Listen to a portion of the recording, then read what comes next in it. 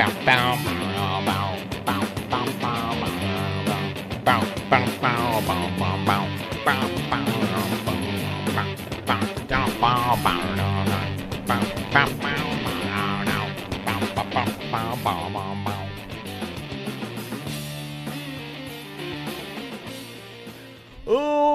and gentlemen, welcome to the Royal Ramble Radio. I'm your host, Brian.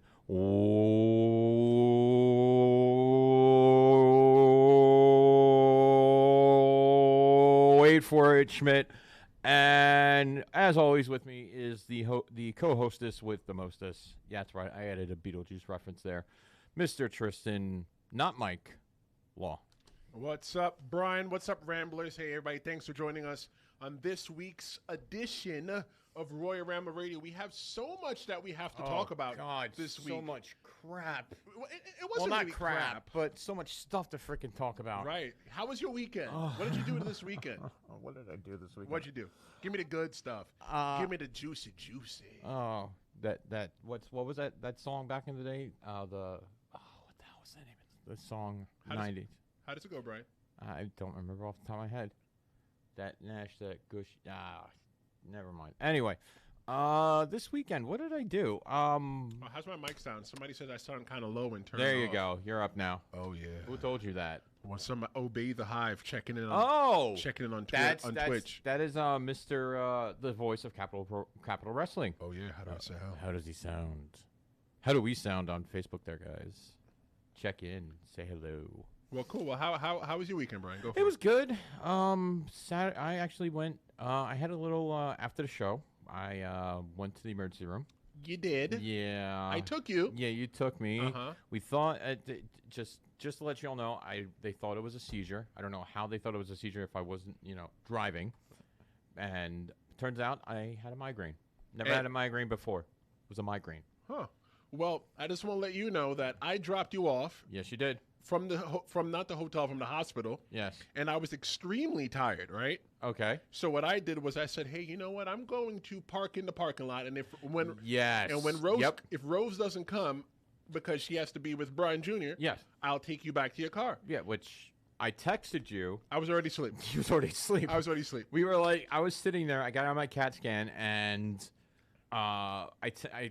you text me back. Said my car's dead. I'm like, yep. What the Dude, I thought you left. Dude, I was tired.com/org. Which I do appreciate you shuffling around all over freaking Bergen County and freaking Rockland County. It's all right. Because I was in the ER till about 4:30 in the morning. Well, I'll tell you this. I probably didn't get home till 6 because let me tell you about Geico. I'm going to put Geico on the spot.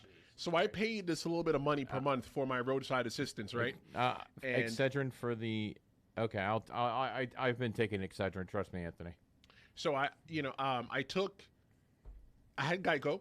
I have Geico. Call them for the roadside assistance. I pay for it. Yeah. I say, hey, my battery's dead, but they have an app, so I don't have to talk to somebody. So I do it on the phone. Yeah. So I'm waiting for somebody to come get me. The lady calls me back and says, hey, well, we called 4 people in Rockland County, northern Rockland County, and everybody's denied. I got 2 more people that I can call. Yes. And she goes, where are you? I said, I'm sitting in the parking lot of the hospital. Yes. And, this is where I am. We have a phone call already. Who's calling? I don't know. Who is calling? They don't know I'm telling a story? Yeah, you're in the middle of telling a story, and this person interrupts you. Royal Ramble Radio, hello. Hello, Royal Ramble Radio. Don't you dare be sour. Clap for your fantasy winning champion and feel the power. Oh my God! Is this Bombada? It's the Bum Jabba. We're gonna have to change the phone number so he doesn't seriously. Call. Chris. Yes, Brian. Yes, Tristan. How's it feel? I called my shot and I won it all, and you can forget about it. Well, you know what, Bombada? I'm glad that you called. I guess I'm glad that you won because you've been a loser your entire life. So that's very true. So maybe you finally won something and you feel great. I appreciate you. Maybe we'll start another season of this pretty soon. Which we will. So maybe you can try to win again. Maybe some of the Ramblers that are listening right now on Facebook Live, Twitch, or YouTube, or listening live at RoyalRambleRadio.com, maybe one of them could actually come in there and probably beat you.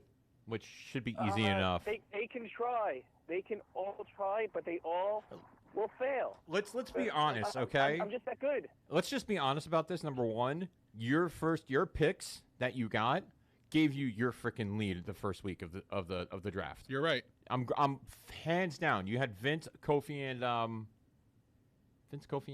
Roman. Roman. Oh. Yeah, you had the money. You basically blew us out of the water in the first 2 weeks. Whoa, fire! He didn't blow me anything.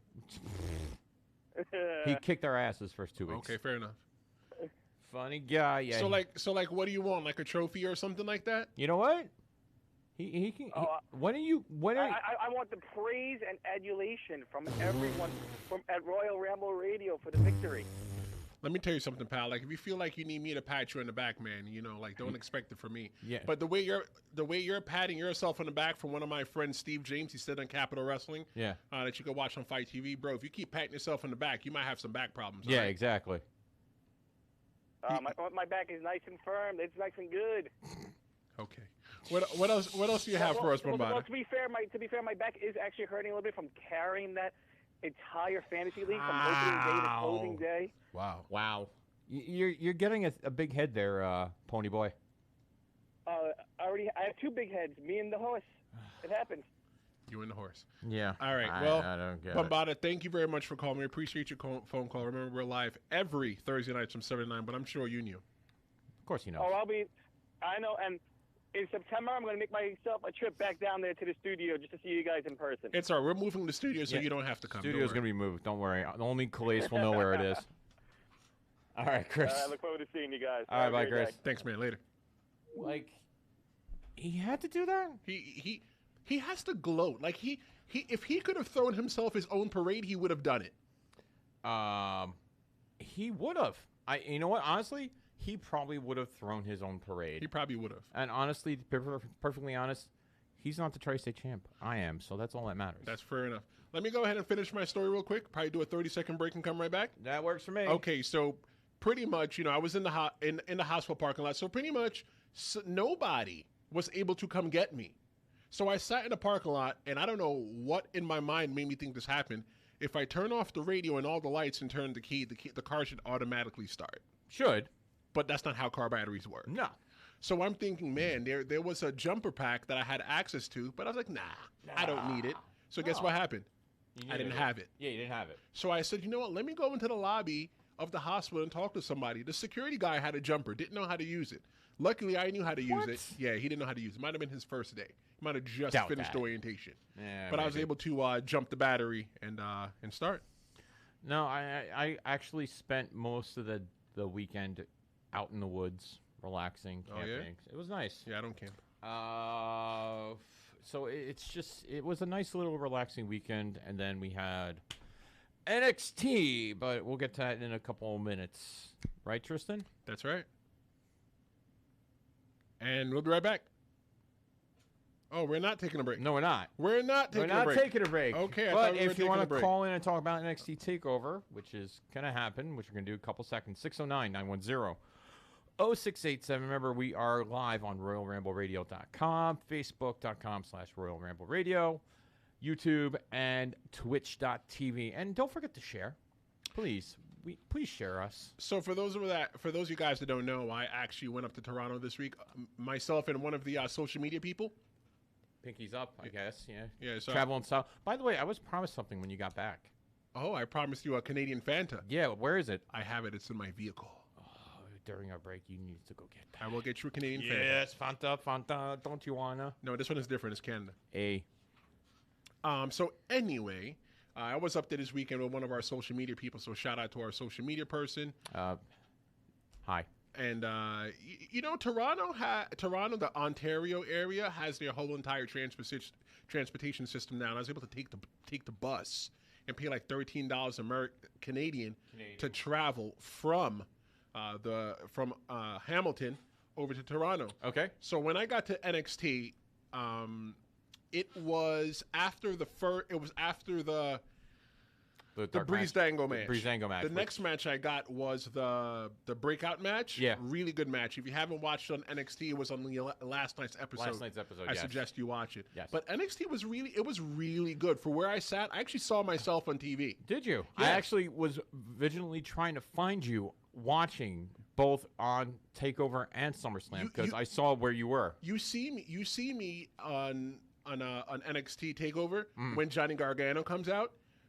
To his left, I'm right there of the stage. Okay. So you just gotta look for a brown figure in a blue tank top. That's what I wore. Blue tank top. Okay. I'll go if you guys have the network. You can't really see my face, but I knew blue it was tank me top. because Yeah. I was the only person wearing a tank top in Canada when it was like 75 degrees. It gets cold up there, eh? Right. So so NXT TakeOver, it was pretty good. Anthony Perry checks into the chat. He said NXT had great matches, but needed the title change. A lack of title changes all weekend. That's true. It was weird. It was very weird because we called a couple titles changing. We called the following. We called Roderick Strong taking the North American, Undisputed taking the tag titles, and Adam Cole retaining, which we got one out of three correct. That's correct. And actually, we called EO winning as well. That was a really good match. That was a really good match. I can tell you this though, the fans weren't really into it. It didn't seem like it. The fans sitting in attendance. You always got to remember the fans in attendance set the pace for those watching at home. Yep. They tell us how we're supposed to react. Yep. So there was one part where Mia Yim and Io Shirai got lost in the match and You mean Mia and Shayna? That's what I said? You said Io and Mia. Oh, I'm sorry. Two different matches. Two different matches. Botch. Yeah, that was Botch. Put that one on Botchamania. Matthew, Botchamania right there. There you go. Anyway. But either way, that match I was talking about, Mia Yim and Shayna Baszler was a really good match, but they got lost a little bit. It got lost a lot. It just didn't have a nice even. It had some flow, but it was just like two heels fighting each other. It was very you couldn't really tell who was the babyface in the match at all. That's right. It's just I wish you got a better match, but it just didn't really work.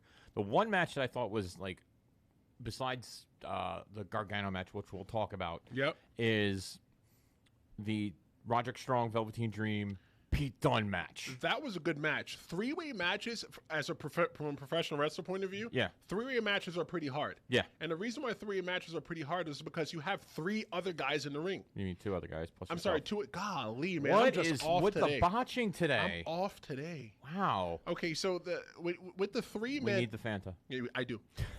There's three men in the ring, or three competitors in the ring. Three competitors. You know, the easiest way to do a match is to, in the beginning of the match, you toss one guy out, let the two guys tell their story. Yeah. Another person gets tossed out, other person comes back in to tell their story. Yep. And you just keep switching and you work your way up to the crescendo, and then you end the match. Yeah.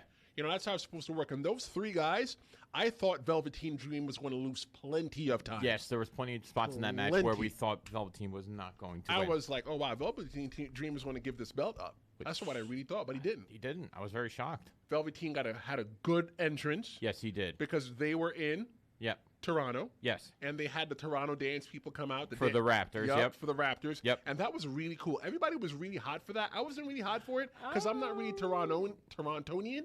That's the proper Torontonian. Is that the proper term? Yes, Torontonian. Someone Google fact check that. So I'm not Torontonian, but I did support the Raptors, so it wasn't for me as cool as it was for them. Okay. Because, in Toronto, they don't really win anything like us New Yorkers, Stan. They haven't won a Stanley Cup yet, so, when they win a Stanley Cup, they can talk to us. Anyway, yeah, I did. The entrances were I thought Velveteen would have done a little different, something a little more extravagant. Right. But it kind of worked because you had the Mounties come out and they became the Toronto Dancers, and I was like, okay, yeah, I could get behind that. I mean, and watching live and watching on TV are two different things. So yeah, that's very true. So I like the fact that you were watching it at home and I was there live with the social media person, so that now we can get two different takes. So here's my question. Ask me. Did you feed the social media guy or no? Of course. You sure? Of course. That's an intern, bro. I'm sure. I'm not going to let the intern come hang out with me and I take care of them. All right. The intern's the intern. There was something I did, and we'll go into that a little bit, but the tag match. That was fire. That was extremely hot, and I love the fact that the Street Profits kept the title on them. Yes. The way that the match was done, there was so many there was story there. Period. I agree. There was story in that match, and you thought that the Undisputed Era was going to win it 2 or 3 times. It looked like they had it. Yes. But a la Eddie Guerrero, frog splash off the top of the rope. 1, 2, 3. Yes. Done. I'm happy with that finish. Yes, they did some really good acrobatic things in there, and they left me wanting to see more. Yes, I wanted more of that match. I wanted like a 2 out of 3 falls match with those guys. That would have been freaking amazing. But you know what? We did get a 2 out of 3 falls match that night. Yeah, we did. Johnny Gargano, Adam Cole, baby. Yes, that was pretty cool. The crowd was hot for that match. They were hot for that match. Like, in attendance, we knew. And if you went to our Facebook page, which you can find at RoyalRambleRadio.com, you know, the social media guy posted Yes, he did. a picture from where we were sitting, the cage. I couldn't tell that there were gimmicks in the cage. I couldn't tell that there were weapons in the cage. When they got posted, I took a look at it, and I was like, there looked like there were some little things on there, but didn't look like weapons. It looked like just like metal things. Right. And then when it started coming down, Right. like, You need to see, for us, like, we knew. Sorry. You're fine. We knew it was the anticipation that the cage was getting ready to come down. Yeah. But we didn't know, like, what match it was going to be for. We don't know if that cage was just set up as a gimmick and it wasn't going to get used. It was just yeah, exactly. Because we talked about it last week, and if you listen back, I called it third stipulation cage. Okay. And well, you looked at me like, you're nuts. That doesn't make any sense. Right. Why would they do that? And that people would know that's the third fall Right. if it's hanging above the ring. So how are you going to hide that? Which they had black drapes over they it. did. When you guys walked in, from what I heard. That's correct. What social media told me. That's correct. Yes. So yes. I kind of had a feeling, because if this is truly Gargano's last hurrah in NXT, and he's getting called up, which we'll talk about that when he actually gets called up, which should be this next week, maybe. You think he's going to get called up? I don't think he should. I don't. We could talk about this from days on end. Gargano should not be called up. Period. You remember on last week's episode, which you guys can listen to on RoyalRambleRadio.com if you just want to get the audio only, or you can go back on YouTube and watch last week's episode. Yep. I talked about one of the things that NXT needs to do in order to compete with AEW. They need to go 2 hours and live, which they've been kind of hinting at. No. I hate to go off on a tangent here, but FS1, it's happening. It's happening. It's happening. It's happening. So, like, right now, you don't want. If I was Triple H running NXT, I don't want to give away any of my top stars. I don't want to give away Velveteen. But I don't want to give away Johnny Gargano. But the way it ended, the pay-per-view ended, is Right. Trips came out, shook his hand. Negatory. No. There's a picture of him with Trips. Maybe in the back. They were probably in Gorilla, but they weren't out on the ramp. I thought there was something out there on the ramp. No. The only person that got their hand shook was the guy that won the breakout. No, there was something. I don't know. It wasn't. I promise you, I can tell you that. Okay, that's fine. I believe you. Yeah. You were there. Because I remember everybody leaving at the end of the event, and they go, "We'll be back tomorrow night for SummerSlam," and they were trying to push tickets for Raw and SmackDown. Raw and SmackDown was not a legit sellout. No, it wasn't. It was not. So I remember sitting there watching everybody leave and watching them get ready to clean up and do all the things they had to do to swap it from NXT to SummerSlam. And then I left after that. But yeah. But that match was 45 minutes long. I sat through 45 minutes, and I will always sit through 45 minutes of that match, hands down. How do you feel about the first fall, the one where it was where that first fall ended in a DQ? I didn't really like it. I wasn't a fan of it at all. That first fall to me. That first fall was like it was just.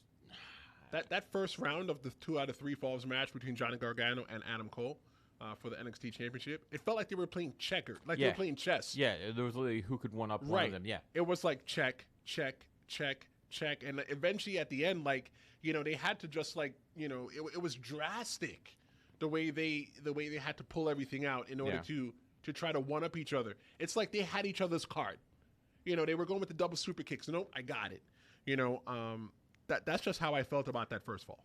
It's the DQ just really soured such a great singles match that they had. standard match. It just soured the whole perspective of that match.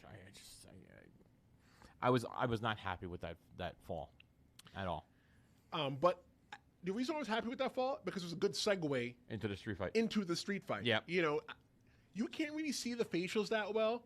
Like the TV was the big monitor is up above. Yeah. So I can watch it like straight on. Yeah. But I watched it last night, and I didn't realize that Gargano was sitting in the chair and goes, "Okay, street fight.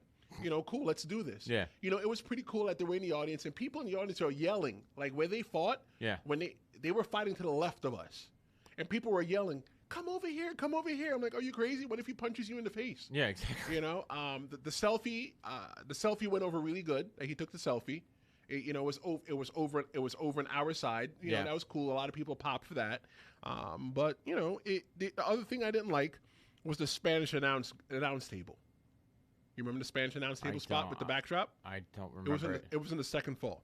The reason why I didn't like the Spanish announce table spot was because the Spanish announcer telegraphed it was going to happen. Did he? The way that they telegraphed that it was going to happen was that if you watch it back, you see one of the Spanish announcers and the producer, the black guy that's always out there doing the producing. Yeah. They jump over the barrier. So they basically jump over the barrier before they get even close to it. Okay. And they were packing up all their stuff like, "Hey, we need to get out of here." Instead of just standing up and moving to the side and letting the guys do their thing. To me, that was a disconnect for me. Maybe for somebody watching, they probably didn't see that, or they weren't watching as closely as I was. But for me, that totally disconnected it for me. I missed that. Yeah. I honestly missed that and just saw the backdrop. Mm-hmm. Excuse me. Ooh. Oh, gassy. You need some taquitos or White Castle burgers. No, that's not what I need right now. I need an Excedrin or something like that. Okay, then. Or Fanta. You'll get your Fanta. Don't worry. I'm going to drink it on air, too. I will show the entire world, because most of us here are American. I'm going to show the entire world what Fanta looks like from Canada. It's different. It's not soda, but you'll see more after the big break. I'm good with that. What else? I hope my wife's not watching, though. What else did you have for NXT TakeOver? The one thing I did enjoy, besides Gargano and Cole, I want to segue over to Candice and Io. Okay, go for it. How good that match was. Go for it. Io was just playing the utter heel. It was a well. Words. I hate being put on the spot, as you can tell. Well, you put yourself on the spot. I know I put myself on the spot, and I should never do that ever again. Ever again, but... Hey, but remember, like we used to say back in the day, we're live, pal. I know we're live, pal. All right, so you got it. Go for it. So the Candice match I think that was the best match to start off at the beginning of NXT. You think that was the best match of the night? Not best match tonight. No. Okay. But where it was placed... Right. Because we're gonna talk about SummerSlam and my placement, because I don't think some of the matches that were placed at SummerSlam were placed correctly. Oh, you think so? Oh, I know so. Something else should have been done differently. Candice and Io started off and set the pace almost for the event. Io obviously just making sure that she dominates. She stays with that heel gimmick, which makes her like, I'm gonna say fire.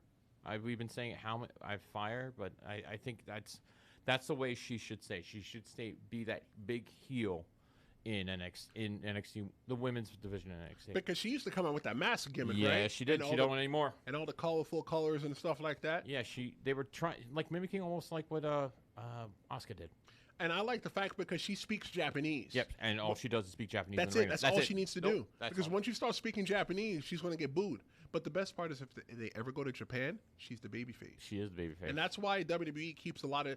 Let me tell you this. It's an old school mentality of booking, Brian. Yeah. What you do is you always keep a black guy, you always keep an Asian guy, or you always keep a guy that looks... Racist? It's not racist. It's to sell tickets. So, like, you got a guy from... Where's Bailey from? Bailey's from San Jose. When she goes to San Jose, that's the person you put on the poster. Hey, I went to high school with her. Yeah. When you go to Miami, who do you put on the poster? Please. You put The Rock. Yeah. Okay, cool. Hey, I know The Rock. That's my neighbor. Yeah. You put Seth Rollins when you go to Iowa. Yeah. It's different. It's how you book your card. So so you always pick somebody local. So that's what I think. Okay. Steve Logan checked in on the chat. He says Io's development was at the forefront of that match, and it was a well-crafted battle. I agree. I agree. I agree. Yeah. That was the match that ended with the submission, right? Yeah. That was the one where she didn't use her arms to submit her or something like that. Yeah. That was the Shayna match. Okay, never mind. Shayna did that. Shayna did the leg choke. Okay. Where literally she was standing up like this. Yes. And choking Mia Yim with her legs. So to piggyback off Steve's thought, what do you think is next for Io? Not the title. You don't think so? No. Because Shayna's still the champion. So Shayna's still champion. She can't go for her because it's heel versus heel. Heel versus heel doesn't really work. Neither does face versus face. Unless Shayna makes that slow, like, midway between face and heel. No. Which I'm not going to say that word because how many times you told me don't fucking don't say that because that word doesn't exist. It doesn't exist, but some marks on the internet think it does. But unless Shayna gets into, like, goes more towards a baby face, not really towards a baby. Shayna should not be a baby face. She shouldn't be a baby face. She's just too nasty. Like, no offense. Like, there's guys that I look at the wrestling school. Yeah. And I look at them and I'm like, dude, you understand that you'll be a white meat baby face because you don't grow any hair on your face. Okay. You know, like for like a guy that's grizzly like me, or like a guy like you, like it's hard for us to be baby because we're not that white meat baby face. You might be white meat, but you're not babyface. Okay, I could be babyface, but I'm not going to because I could care less. Well, thanks, Steve, for being one of the Ramblers checking on the chat. Thanks, Steve. Appreciate it. You're always here with us, so thank you for tuning in. You weren't here last week. No, he was actually. He was? Yeah, he was. Maybe he was here for a little bit. Yeah. Because he normally checks on the whole entire chat. Yeah, people have lives, but they should dedicate the 2 hours on Thursday nights to watching us here live on Facebook.com. Listen to us live on RoyalRambleRadio.com. That's right. YouTube, Twitch. Yeah. And make sure you share us, please. Yeah, if you're watching right now, go ahead and hit the share button. Like I've already did. Yeah, hit the share button so everybody else. Don't let us be a dirty secret. Don't. And also hit the thumbs up. I want to know that you're here. Hit the thumbs up because I can see it right here in front of me. Yeah. Thumbs up. Yeah, get those thumbs up. Smash those thumbs up. Smash those hearts and let us know that you're here, guys. You ready for SummerSlam, my friend? Oh, yes. Okay. Wait, let me do it right. Yes. So you want to hear about me in SummerSlam? First off, go ahead. So when, no, this could wait till the end. But let's hear about SummerSlam. So I almost fell asleep in SummerSlam. Good night. Done. Wait, where you going, Brian? Where you going? Where you going, Brian? We still got an hour and a half worth of show left. We got an hour and a half worth of show left, Brian. Okay.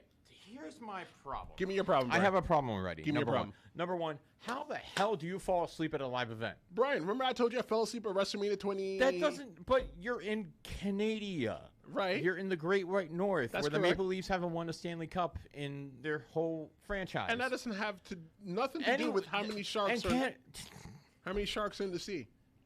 There's San Jose Sharks. But okay, so it wasn't because I was bored. I'll tell you that. So what was the reasoning? It was because I did the drive over from New York to Hamilton. Okay, that's 9 hours. Then I had to. No, it wasn't. It was 7 hours because everybody wanted to go to Canada last week, and I don't know why. What was going on? A Hockey Hall of Fame, please. Is that what it was? There was something going on at the Hockey Hall of Fame? Maybe. Because the bus dropped me off at the Hockey Hall of Fame, and across the street from that is the venue? Is the venue where it was, the Scott. Wait, you said you drove up. I did drive up, but I had to take the bus from Hamilton to Toronto. I wasn't in Toronto. I was an hour away from Toronto. Okay. But I just... And I stayed up late the night before for NXT. Okay. I didn't get back to my sister's place till midnight. Okay. And then I had to go look for some food. Okay. So, Well, that's right. They don't have 7-Elevens up in... They don't. That's a shame. They don't. That's a sham. How dare you, Canada? But SummerSlam was really good. When I got to SummerSlam, okay, I got there. They were doing the match with Buddy Murphy, I believe. That was the Buddy Murphy, Apollo Crews. Yeah, so that's the match that they were doing when I got there,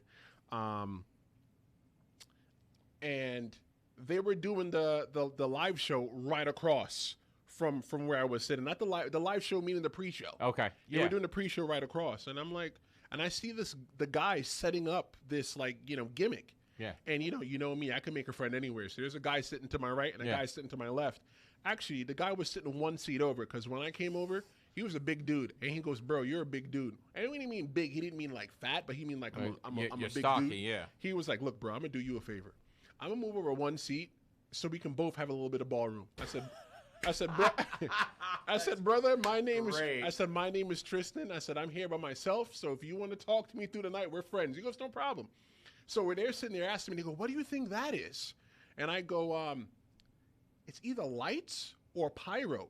Yeah. So right as SummerSlam, the pre-show was ending, they came on the microphone and said, tonight we'll be having a pyrotechnic event to start off the show. And we'll be having pyro throughout the night. So the social media person started getting their camera ready to take pictures. I'm like, dude, what are you doing? I'm taking pictures of fireworks. I'm like, yo, dude, relax. So either way, it was. How do you feel? Let me do this. Ramblers, I'm listening. How do you guys feel in YouTube, Brian? How do you guys feel that fireworks, the pyrotechnic display added to SummerSlam?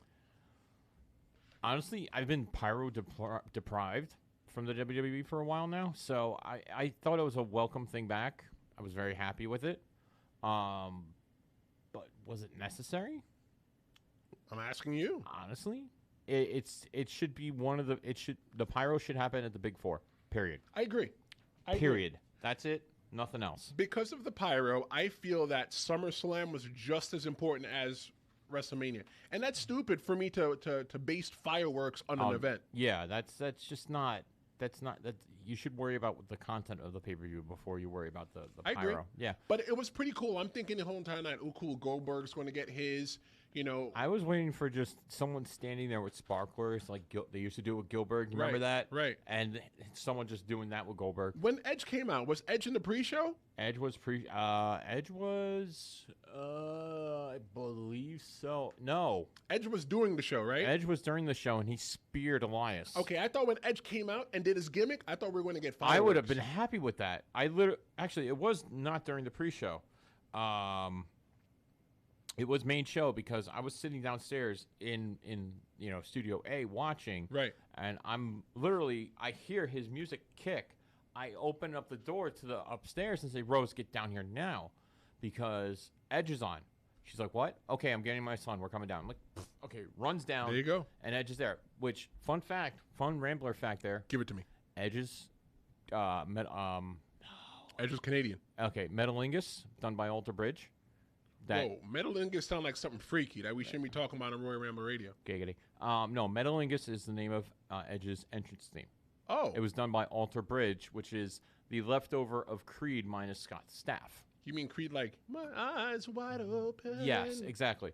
Yeah, I didn't think I knew that. That was the song we walked out to at our wedding. Really? Yes. Eyes wide open? No, Metalingus. Oh. That was the song, and whenever we hear it, we get those nice little memories of our wedding. You know what follows up Metalingus, right? Cunnilingus. So anyway, I want to give a shout out to all of the production people that work for WWE. Okay. There's so much that happens in order for them to put on the show for us at home. Yes. And for me, granted, I got some really good tickets for yeah, and you just SummerSlam walked as there, well, too. and you just showed up. What? Didn't you just walk up to the box office? No, I bought tickets on my phone in the morning. Oh, on okay. Ticketmaster. So that makes sense. Yeah, there were still good tickets. I paid $125 American to sit where I sat. That's not bad. American. And you were sitting. Right next to you the spent hard about cam. like $250 for the social media and stuff too. But that was not bad at all. Not bad at all. No. So I pay my money, and this is weird of me. I'm sure there was nobody else in the arena that thought this. I appreciated the production. I was interested to see how Bray Wyatt's gimmick was going to work. Like for example with Elias, right? Yes. When Elias is coming down, the lights cut off because they play like movies and stuff like that. Yeah, they're playing the ads and stuff. Right, in between the sets, which is commercials for us. Yep. And then Elias is seen running down, and everybody starts chanting, Elias! Yeah. And then 5 seconds later, it turns on, and there he goes. Yeah. So that was pretty cool. That's just some of the stuff, to set up the fireworks. Yep. These guys are like working really hard. Dolph Ziggler comes down the ramp. The second Dolph Ziggler comes down the ramp, and the camera's focused on him. They're getting the literally fireworks together, pushing it all together for Goldberg's entrance. Yeah, just to make it happen. These guys aren't dragging their feet. No, they're not. They're working like NASCAR. You ever seen them change tires in NASCAR? Yes, I have actually. That's how they were working. So shout out to any WWE production people out there that were putting the set together. Yeah, the Bray Wyatt entrance. When we get to Bray Wyatt, I want to tell you how that one was. Oh that one my was God, good. that was just.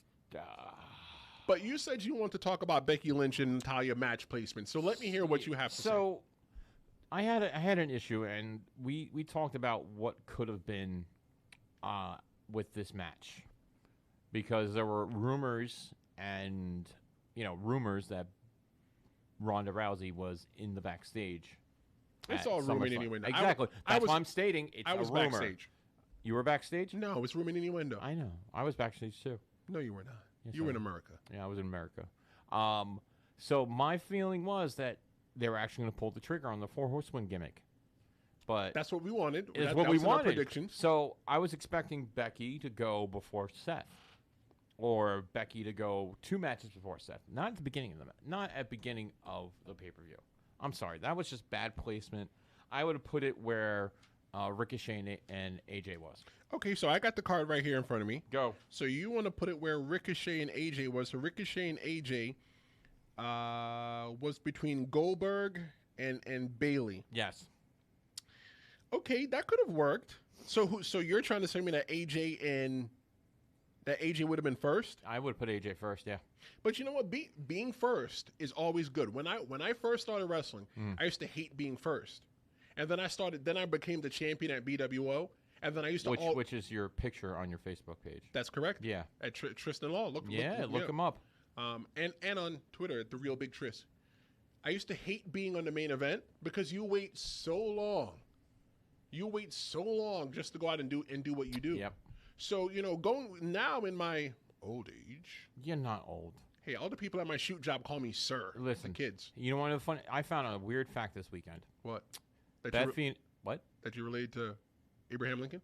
No. Okay, you making fun of my beard? I'm not. Are you?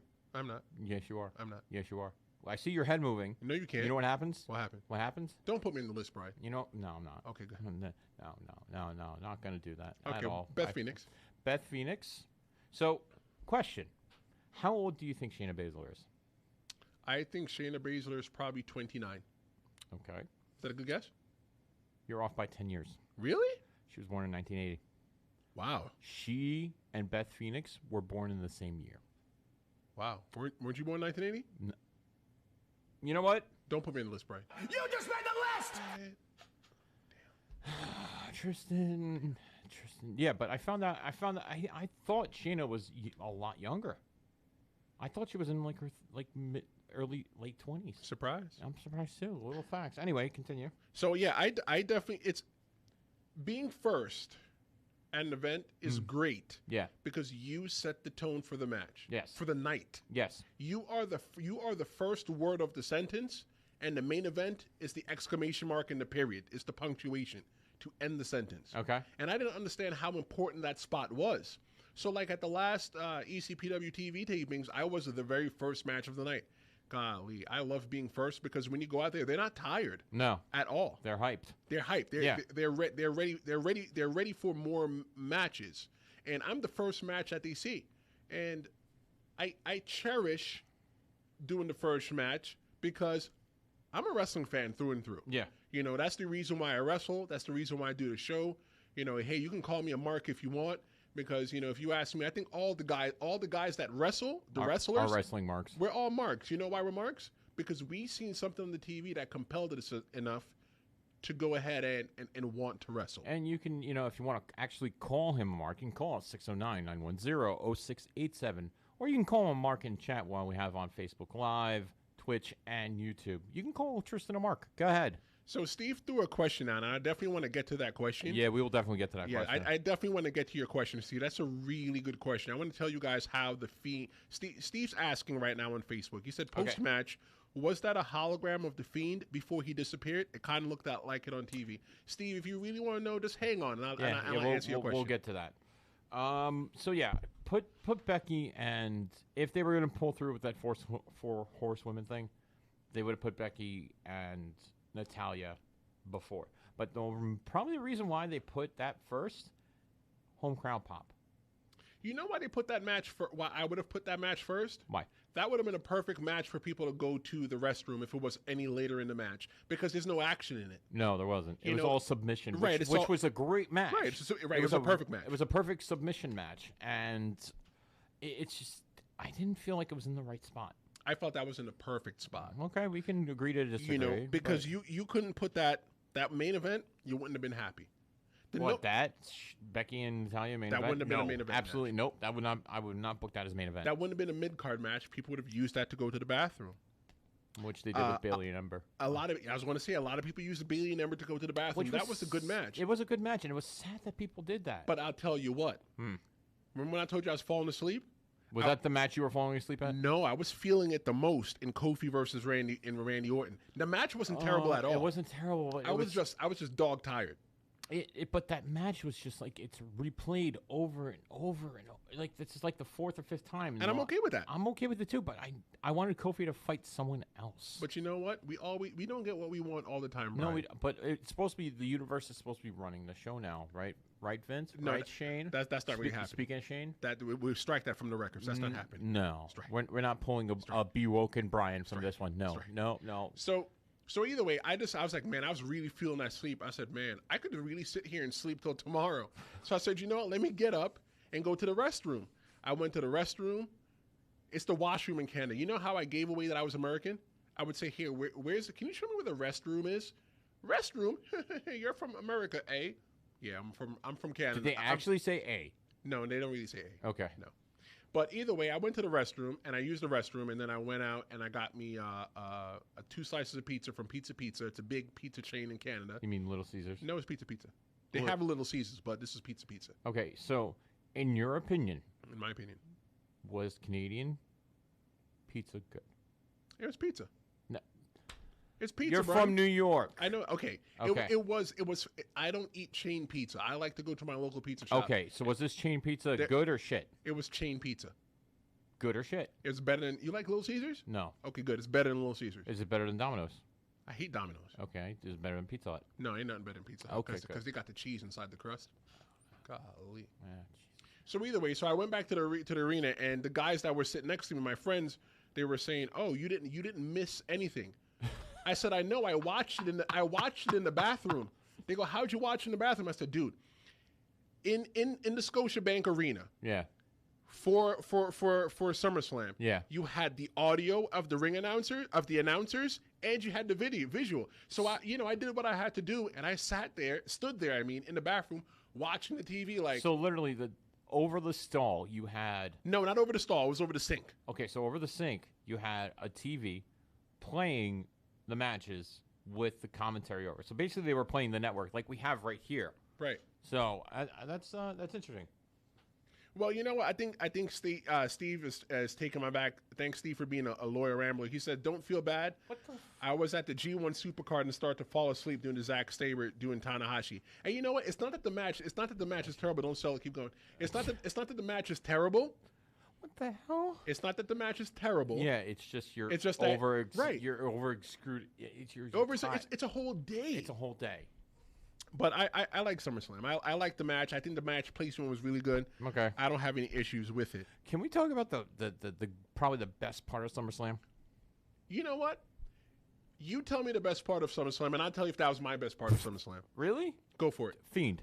Good. Okay. I agree. Okay. I agree. Do we need to freaking have this conversation? What was better? 110%. Okay, so hold on. Go ahead. Hold on. Before we get forward, they were selling something at the Shop Zone. They were. And I messaged you. Oh, yeah. How about that? I'll tell you. Go ahead. Go ahead. Blow the finish. Tell everybody. So there was a mask that was being sold. That's right. At the shop. That's correct. Did you procure said mask? So I thought that the WWE SummerSlam Superstore was inside the arena. So when I came out of NXT the night before, they had this big store there. Yeah. And it was jam-packed. Like, you thought they were giving away things for free. You thought it was Which like they always do. You thought it was like a cheese line in Russia, but it wasn't. It was a WWE. You mean bread line in Russia? Same thing. Yeah. There's 2 different lines. Yep. So either way, I said, you know what? I'll come back tomorrow. So Dave LaGreca, our pal from Busted Open Radio, Yep. he had a gimmick over there. Did you go to the gimmick? I went to that, and Bravo. Stevie should have been there. Obviously, I sat there and I made a friend as well. But I went to that, and I said, you know what? Let me go to the store, because when the gimmick was done, it was like 5 p.m. Yeah. Doors didn't open till 6. So I look in my phone to see where it is. It's at like some kind of like convention center, and I'm looking for it. I'm like, wait a minute, the convention center's right there. Yeah. So I looked. It closed at 1 p.m. Stop. I swear to God, it closed at 1 p.m. So that's why you're not sitting here in a Fiend mask. Oh, and I was going to use it to freak out my wife. Were Sorry, you? babe. Don't do that. It would have been fun. Don't do that. It would've been Because a I'd be lot of hosting. fun. I'd be hosting next week, and you'd be like live on Skype from a hospital. No, absolutely not. So that match, Bray Wyatt, the Fiend, So let's talk about the entrance. with Finn Balor. Yes, that It was perfect match, but it could have been the main event. It could have been the main event. Because yes. after that match, I said to myself, you know what? I can go home right now. Yeah. I can go back. But the only reason I stayed is because I paid for the main event. So we'll get from 2 perspectives. From your perspective, when at the Being action, live. being in live, the arena. and me there. Which, by the way, you texted me something in between one of the matches when they were going down the international announcers. Right. You said, "Watch that. You'll have a good laugh," because we all it got a pop in the arena. Right. And it's R-Truth and Carmella. Right. And I didn't realize there's a huge delay from the time that I texted you to the time It was that you seen about a 2.5 minute delay. Okay. So I was like, okay, and I'm watching. I'm like, okay, I see what he's saying, and I got a little pop. It was actually pretty funny. Okay. I'm not a fan of the crush. Well, yeah, but Okay. Tell me about the entrance. so with the Fiend. entrance. So it was perfect. What I'm going to do is I'm going to let you tell the entrance about how it looked at home, and then I'm going to tell you how they made it happen and how it worked in the arena. All right, so Go. when it was at home, Firefly Funhouse music cued in. That's correct. You saw the video on the TV, That's correct. and then all of a sudden it starts to slowly roll off as it was like the actual reel was burning, That's correct. and then just panned out to so it was like the upper. So the camera that was always to basically left side of the was right side of where I was sitting in my house. So right side of the TV. Okay. And it's just panning, and the words "let me in" Right. were there, but they were obscured. Okay. So I really couldn't see it. But then all of a sudden, lights kill out, and it just was so perfect. The mood was perfect, and once he came out, his lantern, whoever did that lantern, I give you props. That is probably the best thing I could freaking ever see. So when they were doing that, they had a gimmick in the stage, right? Okay. The stage where you could see the SummerSlam logo, they pulled that out the floor, right? And that pumped out like the smoke. Yeah. And then they had a gimmick in the entrance that pumped out the smoke. So like the music is playing and the lights were black, and I get goosebumps because there were goosebumps in my house. because I had like the best time watching that entrance. And then Bray comes out, and then you got the lights and everything, but You got the fireflies. You got the fireflies, and that's everybody's phone. Yeah. And I'm looking around, and I go to the social media guy. You better get that on video. You better get that on video. No, because he already has his phone up with the freaking fireflies, probably, right? Yeah, right. Yeah. I said you better put that on video. So he got that on video, and it was. So if you were not able to experience it live, go to Royal Ramble Radio. Go to Royal Ramble Radio on our Facebook page. Yeah. And I do it after the show. Maybe do it during the break. Yeah. And just watch that video. It's maybe like 30 to 40 seconds long, and you can see the perspective in the arena. It was just the perspective in the arena and then the perspective at home. It was just done so well. And I got to give props to the production like you did before. Yeah. Production, WWE production, you did this spot on. And the match itself was amazing. I think it was good. It was good. Well, I'm going to say amazing because I'm just a Bray mark, period. Well, I think it was good because I think that match was good because I think that match was good because Bray Wyatt was strong in that match. He Yes, went he over was. strong. Oh, he went over I very didn't expect him to lose. Nope. His first time out in about how long? Right. Finn didn't look like a jobber. Finn put up a fight. Yes, he did. But he's not as strong. He's not strong enough to beat the Fiend. So here's my question to you. There Ask was me. one spot in that match Go where ahead. Bray kind of faux broke his neck. Yeah. From your perspective as a pro wrestler, Yes. would you even dare to attempt that Yes. at all? Okay. I Yes. just want to make sure because that just looked like. Let me rephrase that. If it made sense for the story, yes. Okay. I wouldn't have some guy out there, hey, I'm going to do the break your neck gimmick. My first question is, have you done it before? Yeah. Depending on who it was, have you done it before? By the way, if no one knew, Code Orange did Bray's music. That's right. And Steve from on Facebook when the Ramblers checked in Yeah. and put that in there. So yeah, it was Code Orange. Never heard of them before, but it was good. It It was a remix of the Firefly music. It was a remix of the Firefly, but it was done very well. I actually listened to it on the way down. Oh, did like you? the full version of it. Oh, did you? It's just something that you can get behind. It was that and Aleister Black's music right behind it. So so the match happened, right? Yes, the match happened. And then all the lights that you always see in Bray's face? Yeah, the strobes. You know how they make that happen? That's not a strobe, Brian. It's a freaking someone with a flashlight. It's how do you know that? Did I tell you? No. It's not somebody with a flashlight, Brian. Can I tell thought it? it Because I was there. I was there. Okay, excuse me. So you know those work lights, those yellow work lights? Yeah. So they got one guy in one corner and another guy in another corner, and all they're doing is moving the light like this in the circle, just moving it on Bray's face. And that's amazing. That's the only light. So now, for those of you that want to know, I'm going to go back to Steve's question. Yeah. Steve's question was post-match, was that a hologram of the Fiend before he disappeared? It kind of looked like it on TV. I will agree with Steve. It did look like a hologram. Uh-huh. But I don't think it was. Well, how do you know? You were there. I'm just saying, it just didn't seem like a hologram at all. You were there live, so what was it? So what happens that the match finished? Yep. And the lights turned off, and Bray Wyatt got his ass out the ring and ran up the entrance. That man can fly. And stood there and did his thing. And then the lights cut off.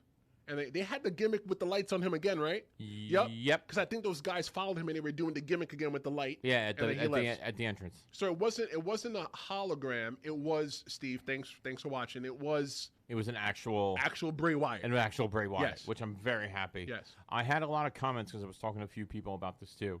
That entrance and that exit feels like more of a modern Taker. You know what? Oh my God! I'm so glad you said. That's a note that I put here. And the question that I want to know to everybody out there, all the other Ramblers, answer this in the chat or give us a call 609-910-0687. I want to know: do you think Bray Wyatt is the new era Undertaker? Ooh, if they continue to book him correctly, like they've been doing, like the Fiend, him just being like a special type of thing, I can see that happening. And you know what makes Bray Wyatt special? Yeah. When's the last time we've seen Bray Wyatt? When did Matt Hardy get injured? No, this week. We haven't seen him this week.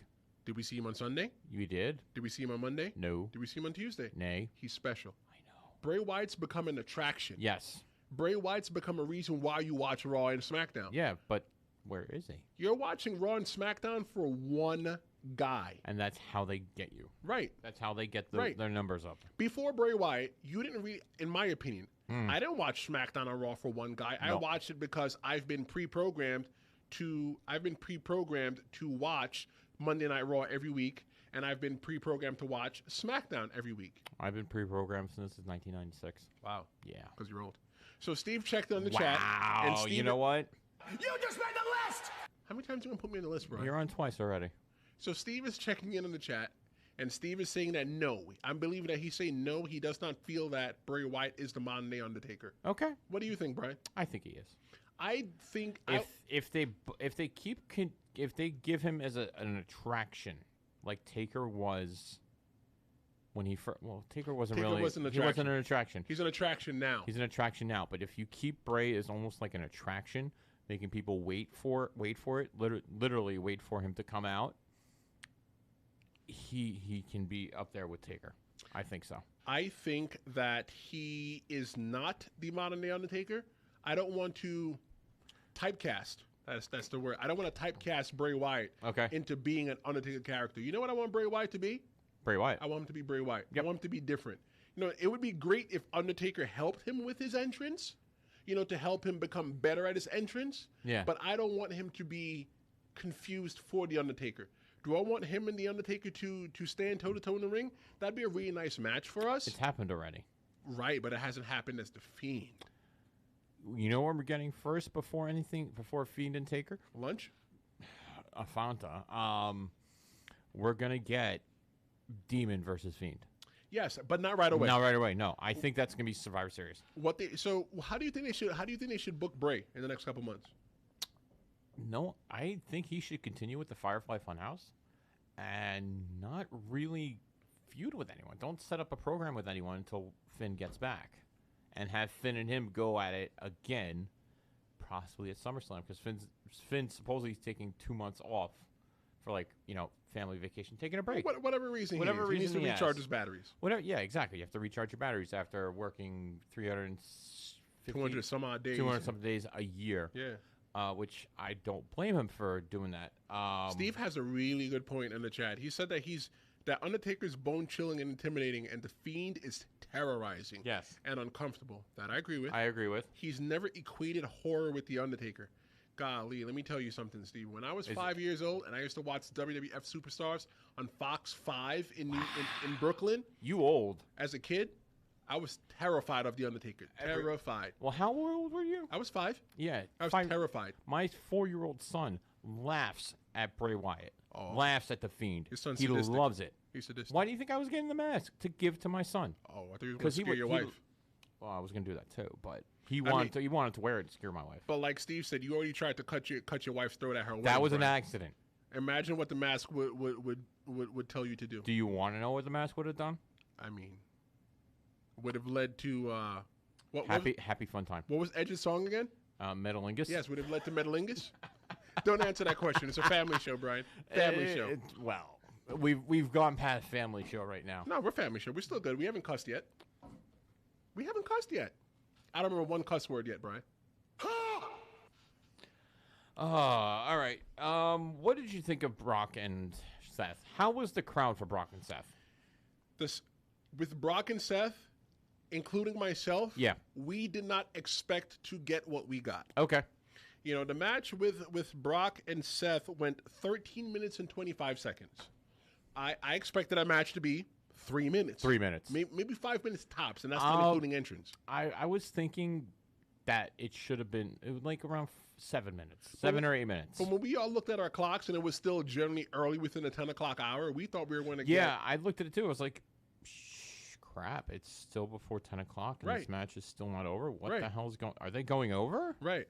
Well, no, they couldn't, unless they were going... They couldn't have gone over because pay-per-views used to end at 10:45 back in the day. 10:45, 11 o'clock. Right, and this one probably would have ended like maybe at 11. But they didn't. They ended at 10 o'clock, 10:30. 10:30. Because I remember the guy next to me saying, you know, to the social media guy, well, I was 10:30 and we're going home early. Yeah. So... that's very weird. But I didn't expect that match to do that. There was plenty of times in that match I go, oh yeah, this match is over. Yeah. The way that Brock Lesnar was working in the match, I'm like, yeah, he's going to retain. I didn't think Brock was going to lose. But why do you think Brock lost? And I'm not talking about like, you know, dissecting it. I'm talking about like as a fan suspending disbelief. Why do you think Brock Lesnar lost? Honestly, because from my perspective, Fox is getting Smackdown. No, Brian. Okay. That's dissecting. I'm talking about as a fan, pretending that it's, you know, 100%. Why did Brock lose? Because I don't want him to have the title. That's Simple still as that. pretending it's 100%, Brian. I'm no, talking about pretend like it's not a gimmick. Pretend like it's a shoot. Okay. Why did Brock lose? What do you think? How did Brock lose?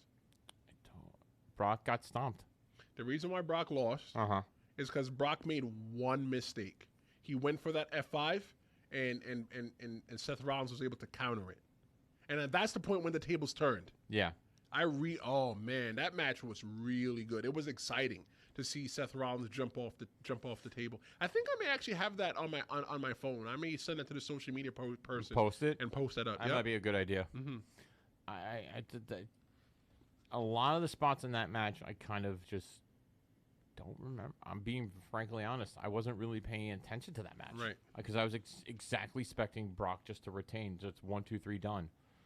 But there were some good spots. The table spot was a really good one. Definitely. The stomp. Definitely. It's just, Well, I'm looking at the clock, Brian. We're almost at that break time. wow. So when we come back, Brian, we're going to talk about the boss.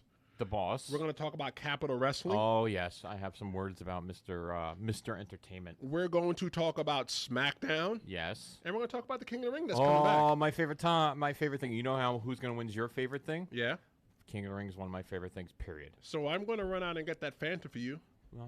And everybody, don't you wanna Fanta? I guess we'll be right back. We'll be right back, guys. We'll see you in 2 minutes.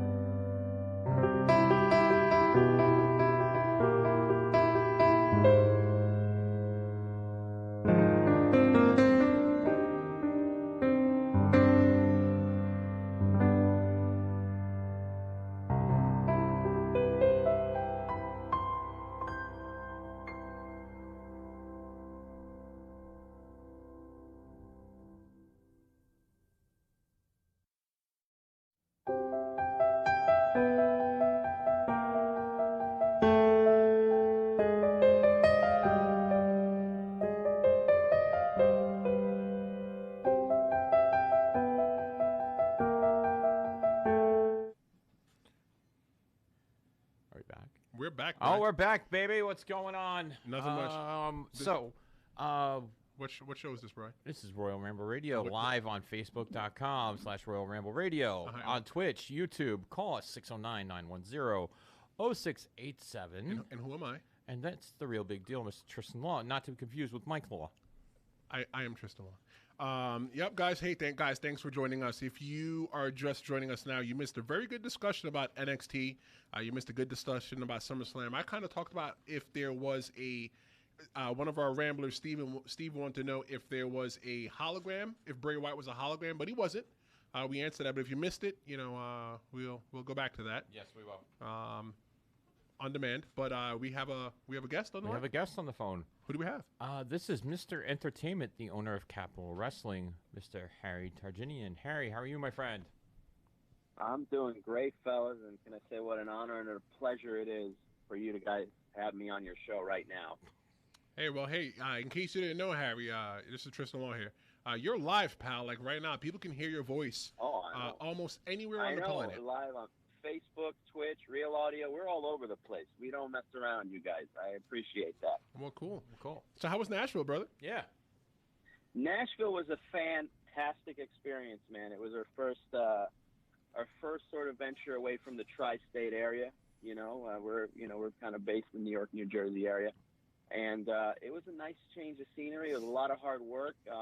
It was a lot of great talent there. It was a great city, and they don't mess around when they call it Music City. I mean, there's music everywhere, but the thing they don't mention is people are party animals down there. Yeah, I'm they a are. drinker myself, but yeah, New York's got nothing on them as far as the party scene that starts at 2 in the afternoon, and it. We were out there filming some stuff, and we had to call it a little bit early because it started. When people found out there were wrestlers involved, people started wanting to challenge the wrestlers to stuff, and that's when I had to go. You know what? Let's get in the rental car and go home. I think we've got enough footage. Yeah, you gotta worry about the safety of your talent that you've hired, basically, right? Well, yeah, not only the talent and the person. You know, in addition to the big wrestlers that people want to go after, people started touching Zach Amico's hair, which is interesting. That they. And Zach didn't bite their head off? So. Wow. Okay. Well, I'll tell you this.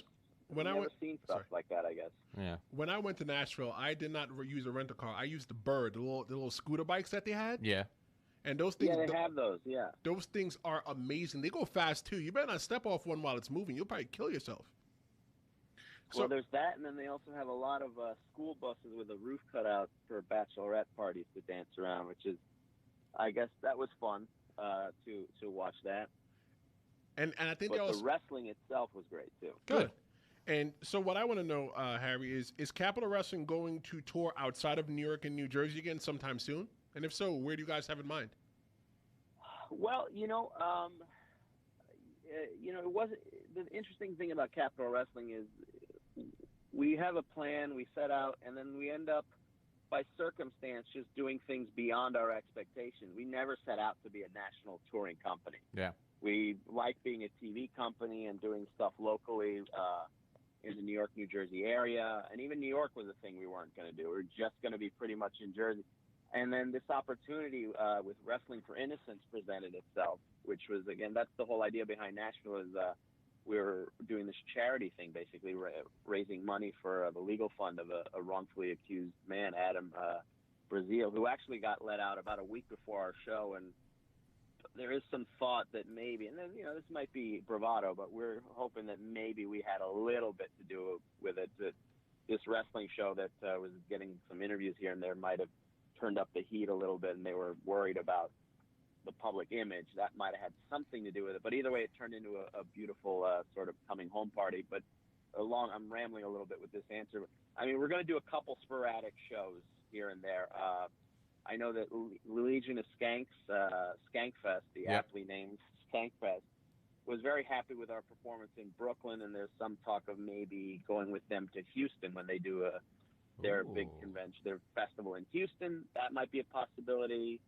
There's some rumors about some other ones that I don't want to get into, but I never want to talk about them until they actually kind of happen, because every once in a while there's these talks that happen. There's been rumors about England. I'll throw that out there, but we'll see. All right. Well, here, chip, cheerio, my friend. Yeah. Let's talk about. Yeah, I mean, I wouldn't mind going out there. I wouldn't. Houston's, from what I heard, is a beautiful town. I think it's talking about England. Oh, England. I'm sorry. I heard Houston. Yeah, I mean, no offense to Houston. I mean, I'm sure we'll have fun in Houston as well, but England would be on a whole other level. That's right. Yeah. Yeah. So I watched this past week's episode of Capital, which I watch every week. I enjoy your product. I've had Steven here, your co-patriot in the booth for Capital Wrestling. Yeah. And I enjoyed the Homicide and the Matt McIntosh match up until the point where you got involved a little bit. But I mean, involved is a very subjective term. I wanted to get a closer look of the action. This is an important match. It's a match for the Capital Wrestling Championship. And Matt McIntosh, I work at Capital Wrestling. I'm the owner of the company. Yes. So if I want to get a closer look and get on the ring apron just to make sure everything is square, I have the right to do that. Of course, I agree. It is your ring. Had the nerve to kick me off the ring apron. Wow, he's rude. Yeah, that's what I'm saying. That's what I'm saying. So as Mr. Entertainment, as you've called yourself, is there when you got up in that ring to get a better look at the action, did you think it would hurt your product since you were that close to the ring? Well, I don't think anytime I'm on camera, it's not going to hurt the product. Let's be honest. There's a reason I'm Mr. Entertainment. I bring a lot of entertainment value to the entire professional wrestling industry. Okay, so let's not get it twisted. Okay, I think Capital Wrestling has never done better numbers-wise than since I took over as owner. I think we can all. These are facts. These are just facts. And Harry, so I don't think it hurts the product. And Harry, you can't see Brian's face right now, but he's pretty disrespectful right now. He's shaking his head in disagreement to what you were saying. I watched your show last night. I watch it actually every week on the Fight TV app, and it launches every Monday at 6 p.m. Yep. So I encourage people to watch it before you watch Monday Night Raw. And I enjoy the amount of money that you spent to bring out Homicide, because you said, as one of the color commentators, that you personally brought Homicide to Capital Wrestling. Yeah, he did. Well, I brought him in. You wanna, as the owner, you want to make sure that the company has the best roster that you can get. And in addition to just being, from a wrestling standpoint, I thought it was important to bring somebody in to right the ship, because I think a lot of the talent back there got a little too comfortable and a little bit disrespectful with the way they handle themselves and not following the agenda that I have set up to make sure Capital goes to the next level. And when that happens, sometimes you got to bring in somebody else, and it cost. And listen, it wasn't cheap. I had to go into the vault, and sometimes you have to do that, and you have to hire someone like Homicide to right the ship, to get us back on track in the right direction when people like Matt McIntosh and people like Mike Law don't want to play ball. Hey, well, you know what? Sometimes they make you force your hand, and sometimes you have to do drastic things. So you know what? I support you. It's your company. You got to make sure that it lives. Hey, Harry, I want to ask you this, man, and this is the last one from me. Sure. What's your 5-year plan for Capital Wrestling? So in, what's that, 2024? 2024, yeah. Yeah, in 2024, where do you see Capital Wrestling? What are your goals for Capital Wrestling? Well, I mean, the goals are always to get bigger and better. We want to be everywhere. I mean, we want to be everywhere. We want to provide the alternative that people are looking for in the wrestling business. I think we do that. You do. I will agree with you on that. More platforms, larger platforms. I think we provide, and again, that's very generic, because, everybody says they want to get bigger, but I see it happening for us. And we're not just some independent company that just does shows, and maybe sometimes you put them out on DVD or you stream them and it's just a live show. What we do is different because of what we do behind the scenes, the vignettes that are shot by our director, Zane Decker, who's amazing at what he does. Yes, we've had another brilliant hire on my part. I have to give myself credit for that as well, because, hey, why not? We do great storylines. We do a lot of vignettes behind the scenes. So it's different from any other company. And 5 years from now, I just want to be bigger and stronger. I would like to. Our plan was never to tour nationally, but you never know. Yeah. You never know, and it would be an amazing thing if we did do that. And we are going to be touring. It's not what we had set up at this point in our plan. It was much further down the line. But listen, once I took over as owner, a lot of stuff got fast-tracked, and you're going to see Capital Wrestling in a lot more venues and a lot more platforms. Well, very good. Harry, tell people how they can reach out, how they can find Capital Wrestling, how they can follow Capital Wrestling on social media, so they can get more of the news that's going on with Capital Wrestling. Well, Capital Wrestling, social media-wise, on Instagram, it's at Capital Wrestling. On Facebook, it's at Capital Wrestling. On Twitter, it's at Capital Wrestling without the G, because some punk is holding the name, and we'll take care of that at some point, one way or another. But you can follow those social network platforms, and, from there you can find everything. I mean, we're on YouTube, we're on the Fight Network UK. We're all over the place, and it's a great experience. And if you're one of those people who's complaining about that you don't like the wrestling you see now, this is something really different. It's old school without being hokey. Yes. It's a lot of fun, and I think we do something that I can't say many companies are out there doing. So check it out, give it a shot, and I think you're going to be very pleased. I'm very pleased with your product. I'm very happy with your product. Keep doing the work that you're doing, Mr. Entertainment. I appreciate the phone call. Thank you for calling. Yeah, without a doubt. Thank you, fellas, for having me on again. And if you have Stephen James on at any point, the Killjoy Stephen James, just do me a favor and thank him for his service. We will. We will. Okay. But we would love to have you in the studio as well at some point. too. Yeah, I would love to. I would definitely love to. Anytime, we'll set that up, and we'll make it happen. All right. Mr. Entertainment, thank you for calling. Capital Wrestling, check them out. Ladies and gentlemen, that was Harry Tarjane. He is the owner of Capital Pro Wrestling. You can catch them on Fight TV app every Monday at 6 p.m. Oh, jeez. Wow. I guess him on the phone gets us more callers. We're pretty popular today. I know, right? Royal Ramble Radio, what's going on? Hey, what's going on, guys? Oh, the voice. Oh, thank you, Jesus, the man that actually matters in Capital Wrestling. Brian, get off your knees. I'm not getting off my... Get off I wasn't on my knees. You felt like you were on your knees. No, I was not. Wow. The voice of Capital Wrestling, Mr. Stephen James. Hi, Steve. What's up, Hey, Steve? guys. I just listened to the quote-unquote owner and Mr. Entertainment, Harry Turjanian, on the program, and I got to say, whew, what a line of a lot of stinkers he gave, but that's okay.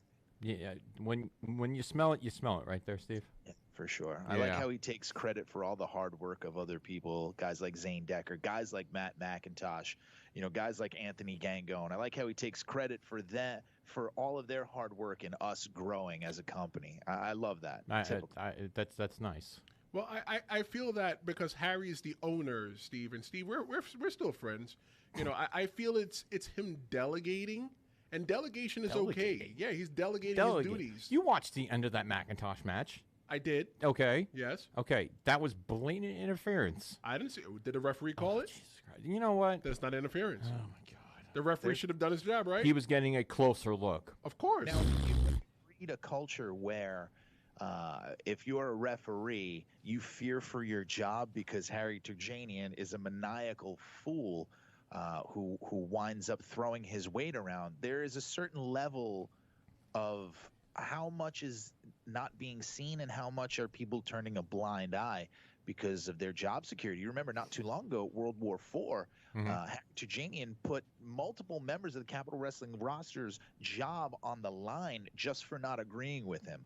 And it's a real shame. It's a real shame. That is that's a real shame. Well, honestly. if it was a real shame, maybe they go find someplace else to work. Oh, nobody has a comment. You know what? That's a fair point. You just read the list! That stupid list. I've been on the list 3 times tonight. 4 Steve, and times. that's 4. Because you're agreeing with him. Now, Like look, I thought we were on like. I will say this about Harry. Uh-huh. He's an entertaining gentleman. He is. I'll give him he's- that. He's a figure in stand-up comedy throughout the New York scene for a very long time. He runs a sketch comedy show every first Wednesday of the month. So the guy knows a little thing or two about entertainment. Yeah. I just wish that he would let the entertainment happen in the ring, let the guys do their business. But slowly he's getting more and more involved. And when guys get their hands on him, I just can't wait until someone finally gets their hand on him and stretches him. Well, Chuck Payne put him through a table, didn't he? No. He didn't put him through a table. He put Louis J. Gomez through a that's table. right. Yeah. Fest. Okay. It's all right. Brian just started watching it and I started jumping on the bandwagon. Started jumping on the I didn't bandwagon. start watching Okay, it. How dare Steve. you, sir? Steve, I want to ask you this question, all right? So Sure. Harry brought, the owner of Capital Wrestling, brought Homicide to the company. Who have you brought to the company? I bring people each and every week when they want a unbiased and impartial opinion on the product. Now, mind you, he says he's bringing in Homicide. Where did that money come from? 'Cause, Yeah, I want to know that. I sure haven't been paid in a while. Well, he said So- it came from the vault. I don't know where that was, the vault. The vault. Well, Oh, we'll what have the- to figure out what that means. Now, don't get me wrong. Harry has found ways to bring people in, like a guy like Homicide. But Capital Wrestling is the place that people want to be. It's the name that draws Yes. these premier athletes to want to compete there. He takes credit for things and hard work that a lot of people have put together. They want to be for the Capital brand, not for Mr. Entertainment's amusement. All right, Steve, I'm going to tell you this. Remember, we're friends, and you might not like what I have to tell you, but right now you kind of sound like a whiny baby. You should just be happy. You should just be happy and reap the benefits of what's going on. You have a place to practice your craft. Oh, there was definitely one benefit. I got to have a first-class ticket to Nashville and a suite that I believe was supposed to belong to Mr. Entertainment, but due to some mix-ups, I got to sleep in his suite, which was wonderful. That's So awesome. I guess I can be a little bit appreciative of that. The wonderful HR work. I mean, hey, look, a come up is a come up. You know, I'll take it for I take it for what it is. So, Steve, I want to know, how was Nashville? Was it like I said? Did you go to any of the bars? Did you go to like the 12th floor of all the bars? It was like you said. We didn't honestly get a chance to do a ton of going into the bars and stuff like that because while we were down there, a lot of moving pieces, getting everybody their hotels and get everybody down there, and you know, thanks to Stephanie Sotilli, she really handled the bulk of that kind of stuff. But it's a lot of moving pieces. Really, we went down to downtown Nashville and filmed pre-tapes and stuff, but they got a little bit rowdy. I'm the kind of person who doesn't do big crowds very well in tight spaces. I agree. Imagine Times Square on New Year's Eve condensed into 4 blocks. Oh God. Yeah, don't sign up for that. Yeah, it was no, thank you. No, But thank you. We're out there with Zach Amico and the Meadowlands Monster filming pre-tapes, and you guys know what both of those gentlemen look like. Yes. Right. Stood out like a sore thumb, and people gawking and stuff like that, which was a great opportunity for us to, you know, pitch the show, which was the next day. But yeah, we didn't get to see too much. Honestly, the best moments of Nashville were after the show when guys, you know, in the hotel lobby exchanging stories. Yep. You know, eating wings, having a beer. That's the kind of stuff. That's the kind of stuff that makes me really proud to work with Capital Wrestling, is when you see all of these people from other promotions, guys from all over the country, just sitting down and talking, exchanging stories from where they've been, their love for pro wrestling, and who they are as human beings. That's the beauty of it. Okay. Well, we appreciate the phone call, Steve. I really wish you could be here, you know, to kind of balance out Tristan, because he's kind of, you know, on Harry's side right now, which I don't understand why. I should call him Mike from now on, right? Don't do that. No. You have to understand that Tristan is a professional. Thank you. He's trying to also find a way to work his way Mm-hmm. into the good graces of Mr. Turjanian. I don't know what you're doing, Tristan, and I can respect the fact game recognizes game. That is true. Sir, have game. We'll see how long that game lasts if you find your way into Capital Wrestling and get on the bad side of Mr. Turjanian. Maybe you don't get his latte the way he likes it. Who knows? Well, hey, I'm not there to. If I do get an opportunity with Capital Wrestling, I'm not there to get lattes. I'm just there to kick. Well, ass. you might have to. I'm not. I'm there to kick ass. You can come get his lattes, Brian, but I will not. Please, no. I'm not gonna be. Champ. I'm the tri-state champ, bro. When was the last time you held a strap? Please. Next. He's about to beat you with a strap if you don't simmer down. Hey, well, Steve, hey, thanks, brother, for calling in, ladies and gentlemen. That was Steve James, the voice of Capital Wrestling, and you can listen to him every Monday night at 6 p.m. on Fight TV. Fight TV, and yep. it's also on demand. So go to It's the on Fight demand, TV too. app and look for Capital Wrestling. Thanks, guys. Love you, Ramblers. I'll see you soon, and don't forget, Mr. Turjanian is always wrong. That is very true. Bye, Steve. See? I see what you're doing. You're rude. He wasn't even done talking. He had one more breath. No, he didn't. He did. No, he didn't. He probably was going to say, see you soon. He's going to see us soon, because I'm going to have him in here soon. Okay. Anyway. Oh, so I wanna, don't you wanna? What do you want, Brian? That Fanta. You did? The Fanta, yeah. Oh, so you want this Canadian Fanta? Is it warm? It is warm because it sat in my vehicle all day. Jesus Christ. You come with a warm soda and you want to work for Capital? I mean, look, I'm not there to run errands. I'm there to kick ass, bro. You're going to run errands for a So while. this is the Canadian Fanta right here. This is the fruit punch that I got you. It's 150 calories, and there's some French words on it. So, you know, some of the velours nutritive. That's French, I think. That is French. Yeah, so it's different because it's not soda. You see, I just want to show you guys. It's not soda. It's juice. Juice? It's juice, but what they do is they lightly carbonate it. You want it? Yeah. Okay, May I there you have go. it, please? There you go. Since, you bought me one. There you go. All right, so I'm going to try this and just make sure the date's right. June 20th. Obviously, Brian. Hmm. Obviously, June what? says June 24th, 19. Okay, give it to me then. No. Don't drink it then. No, Give it to me. I'll take it home. I'm going to drink it. Don't bust the cap if it's old.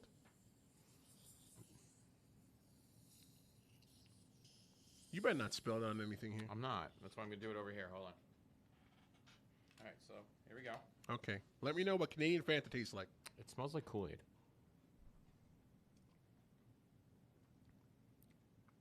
That's the fruit punch. It's like seltzer. It's not seltzer. Seltzer's more like soda. It's more like juice with carbonation.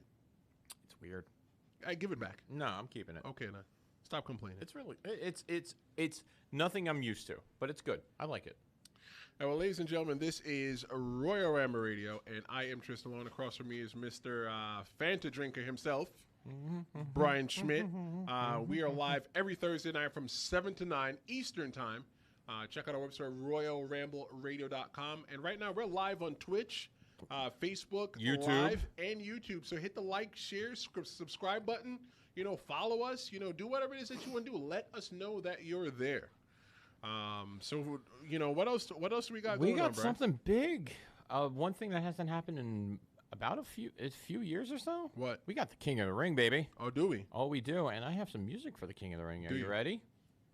Are you ready? I'm ready. Here we go.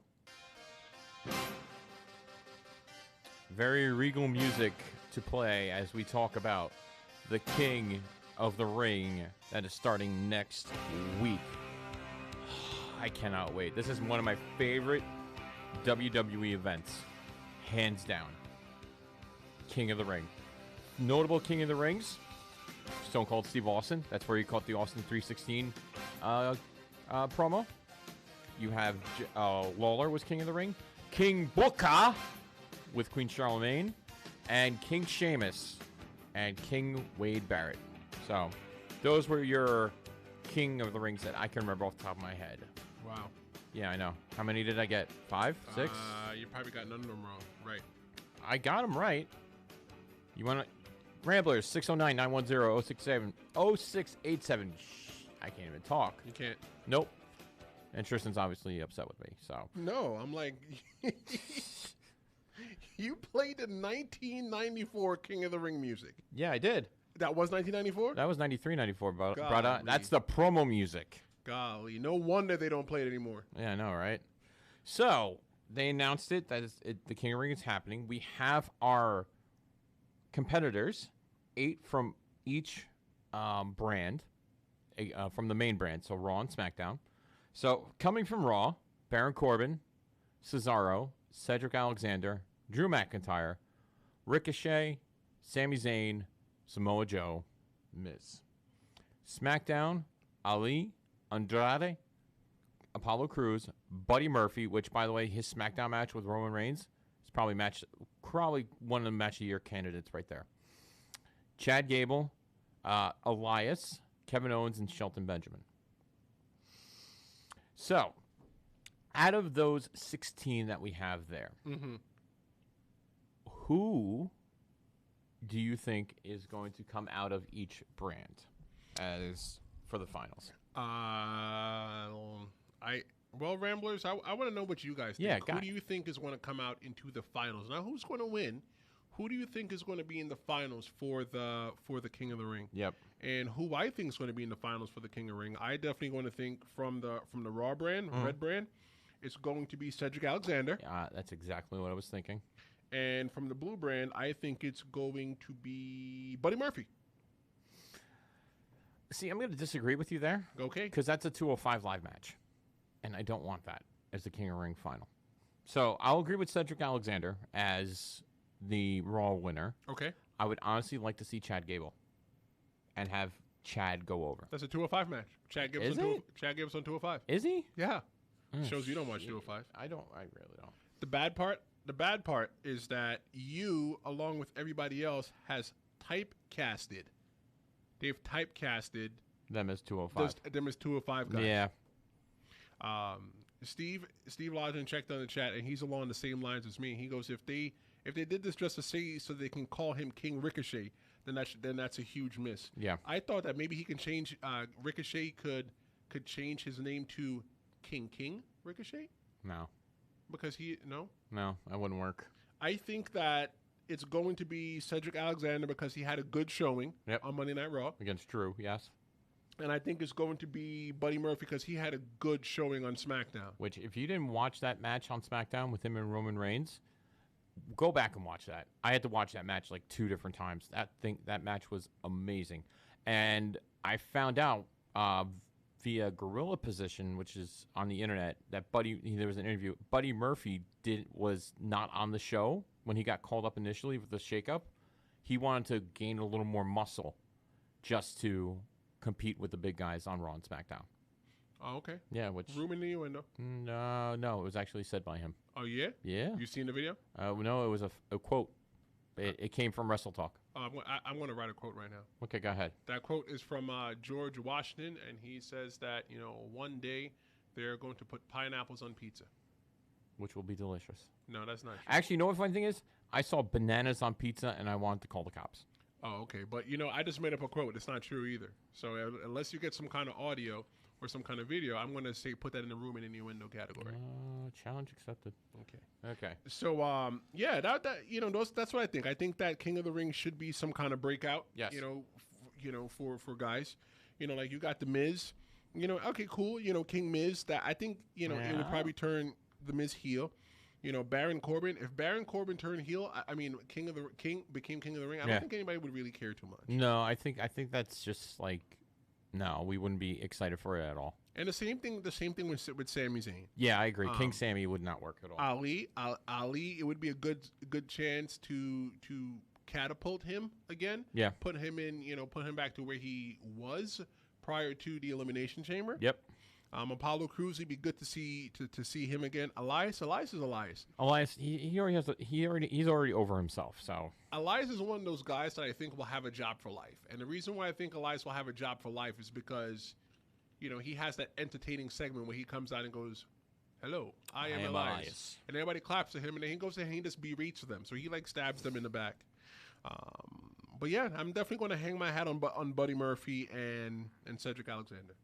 And we'll see. And that starts actually this week on SmackDown and next Raw. week. Next week. Well, yeah, next week. The next edition of Raw and SmackDown. Yep. So I'm very excited for this. This is going to be it's going to be a good tournament. Yeah, I agree. I have a good feeling about this. Speaking of Raw, what happened on Raw this week? Oh man, the boss is back, baby. And don't do that ever again. Don't do that ever again. You can do that, but don't do what you did before. What the? Don't do it. Don't. It's not your wave. Not your wave, bro. Just let it go. Okay. Let it go. Okay. I'll let it go. Let it go. Yeah, but the boss is back. I was very happy she came back. I didn't expect her to be purple hair again because if you obviously follow her on Instagram, she had a picture of her blondish brown hair, almost like a natural blonde hair. Right. And I was like, okay, that's definitely a wig that she came out in. And you could actually see it as she's, walking out. It did sit on her head kind of funny. Yeah, it did look like grandma's wig. Yeah, it did. And then she took it off when she when she sucker punched Natty. I was like, oh, thank you. The heel boss is back. I'm so happy about that. So when Sasha Banks' music hit, what did you think right away? First thought in your mind. I thought it was a work. What kind of work? Meaning that it's just she wasn't really there. Why would they play her music when Shawn Michaels did it with frickin' with Bret Hart's music in Canada just to pull one over on them. But this is different. This is them talking. This is Natty talking about her father passing away a year ago. I don't know. I thought we were getting a nice warm hug like we did in the beginning. I thought we were getting that face Sasha, and then I was rudely proven wrong. I thought that Sasha Banks was up to something nefarious. Which she always is, according to Corey. And the reason why I thought that she was up to something nefarious was because she came out while Natty was speaking. So she kind of cut her off. So I was kind of like, okay, cool. Well, if you were her friend, she probably would have called her down the ramp, but she just interjected herself, and then she got in the ring and she clocked her. I thought she was going for the microphone. Yeah, she was walking over, tried to get the microphone, and boom. Yep, just cold clocked her, and then pretty much took off the wig. What do you think? You think the wig symbolized anything to you? her shedding off the. Don't steal my answer. I text you that. Remember? No. Okay. No. It's basically her getting away from that old persona that she had, becoming who she really should be. Is that major heel that she should have been when she came up from the main roster, which she did for a while, but then she became like best friends with frickin' Bailey.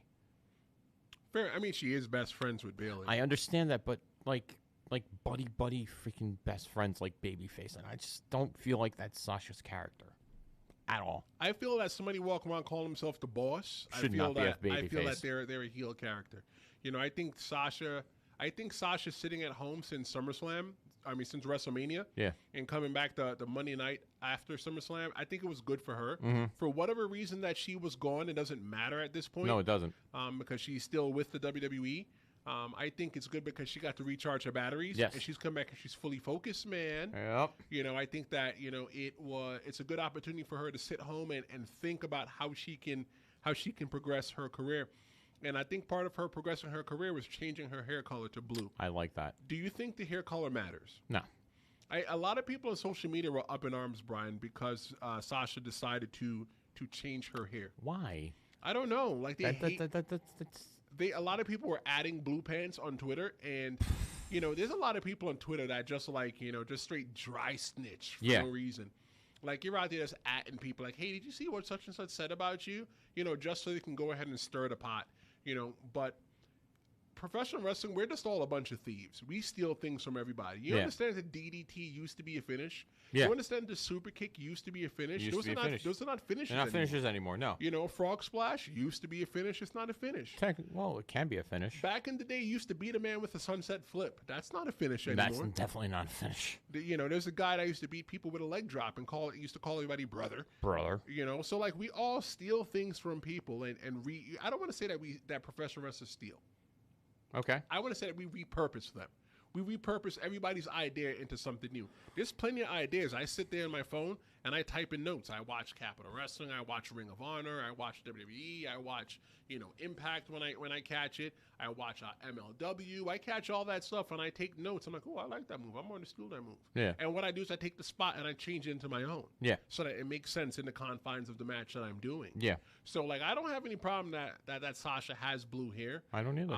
You know, it don't take nothing for her to color her hair purple, but by her coming out with the purple wig, to me, and she took that wig off and threw it down on the ground and picked it up and looked at it, that was her shedding her skin. Mm-hmm. The purple was what she's been synonymous with since I believe that she's been up on the main roster. On the main roster. Mm-hmm. And by her being blue is the new red with envy. Okay. I can get behind that. And she beat the crap out of Becky, too. Steve Lodgen is texting on the chat on Facebook, and he's definitely a lawyer rambler. He says that Sasha hits a very low ceiling as a face. She has no limitations as a heel. I love that she shed the good Sasha hair and reinvented herself in seconds, and I agree. We agree with you, Steve. Hands down. With how she shedded that hair. That hair. I mean, I'm not gonna lie, Sasha. If you're ever listening, follow me on Twitter at the Real Big Tris. But I'm gonna say this though that Whoa. We got a phone call. Of course we do. Why are you so shocked? I'm not. Royal Ramble Radio. I can't even talk. What's going on, guys? Hi, Royal Ramble Radio. Hello? What's your name? Where you calling from? I'm calling from Staten Island, New York. This is Magic Mike Ferrara. How are you guys? Hey, what's up, Mike? What's going on, Mike? What you got, brother? What's going on now? We'll talk a little SummerSlam if you wanted to. Well, I definitely want to hear what you think about Sasha Banks showing up on Monday Night Raw with that purple wig and ripping off that purple wig and revealing that she had blue hair now. What do you think about that? No, I think it's good. I think Sasha Banks is a great product, and I think that she adds a lot to the women's evolution. And, yeah, it's good to see her back. So, do you think the blue hair matters? No, I don't think it matters. You know, Kurt Angle shaved off his hair. You know, Scott Hall and Kevin Nash have salt and pepper hair now. It doesn't really matter. I mean, as long as the superstars show up and wrestle, I don't care if she wrestled in pink hair. It doesn't matter. Fair enough. Hey, Mike, I'm gonna do this. I'm going to hand you the pen, okay, the pencil. and I want you to go ahead. I want you to go ahead and I want you to book Sasha Banks.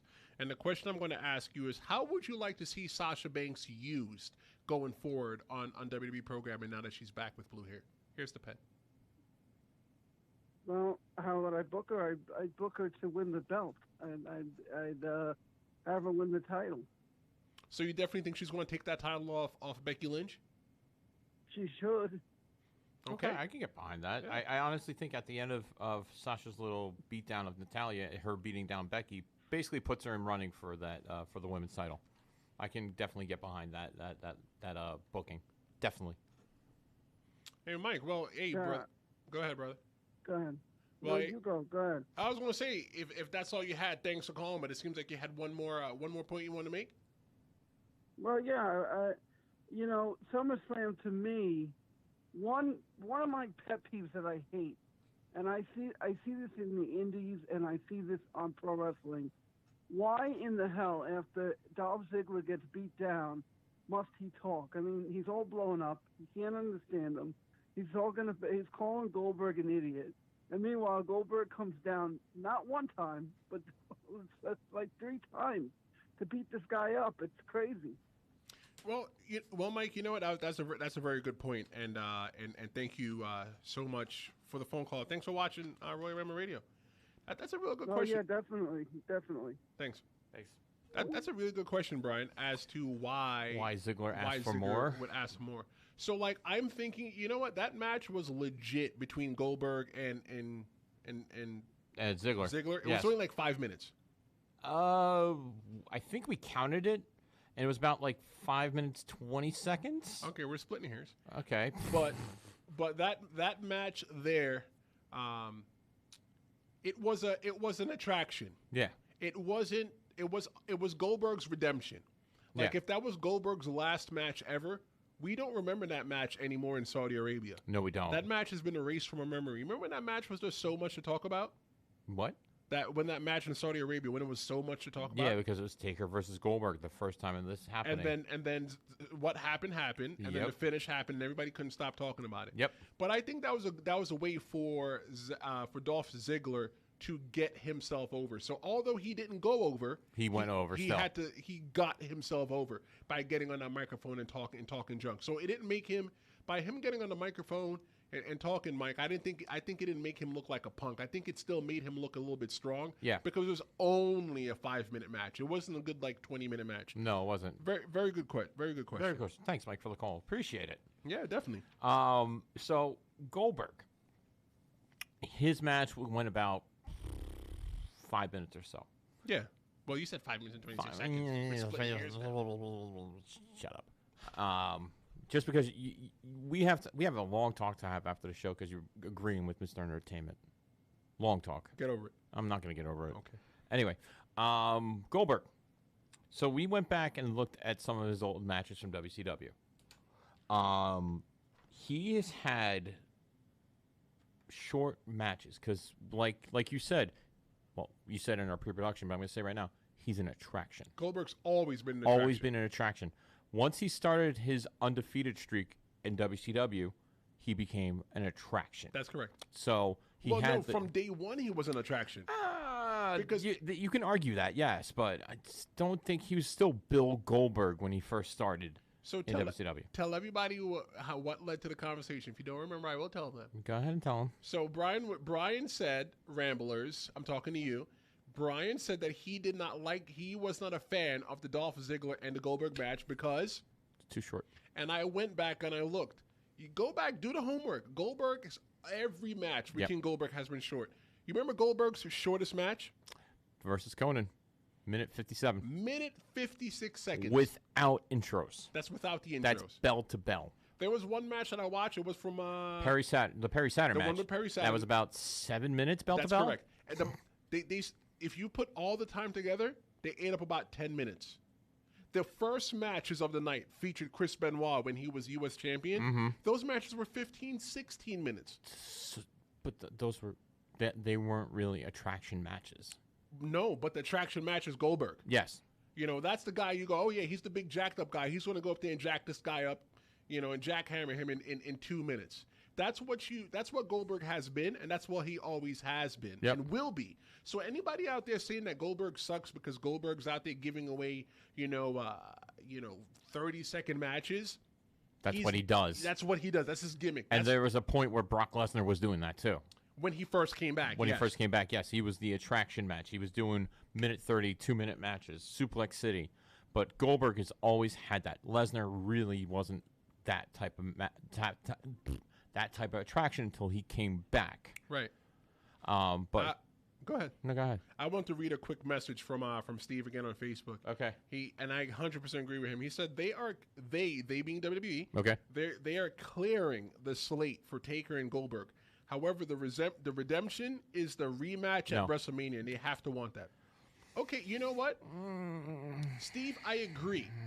It's right now they're cleaning the slate because if they, for some reason, they never have a match because tomorrow's never promised. Yes, that's true. And if any of those guys pass away tomorrow, their legacy will not be right. Definitely knock on wood. Yeah. Their legacy will not be those matches they had in Saudi. No, they won't be. And I think the ultimate redemption will be at WrestleMania if they have that match. I 100% agree.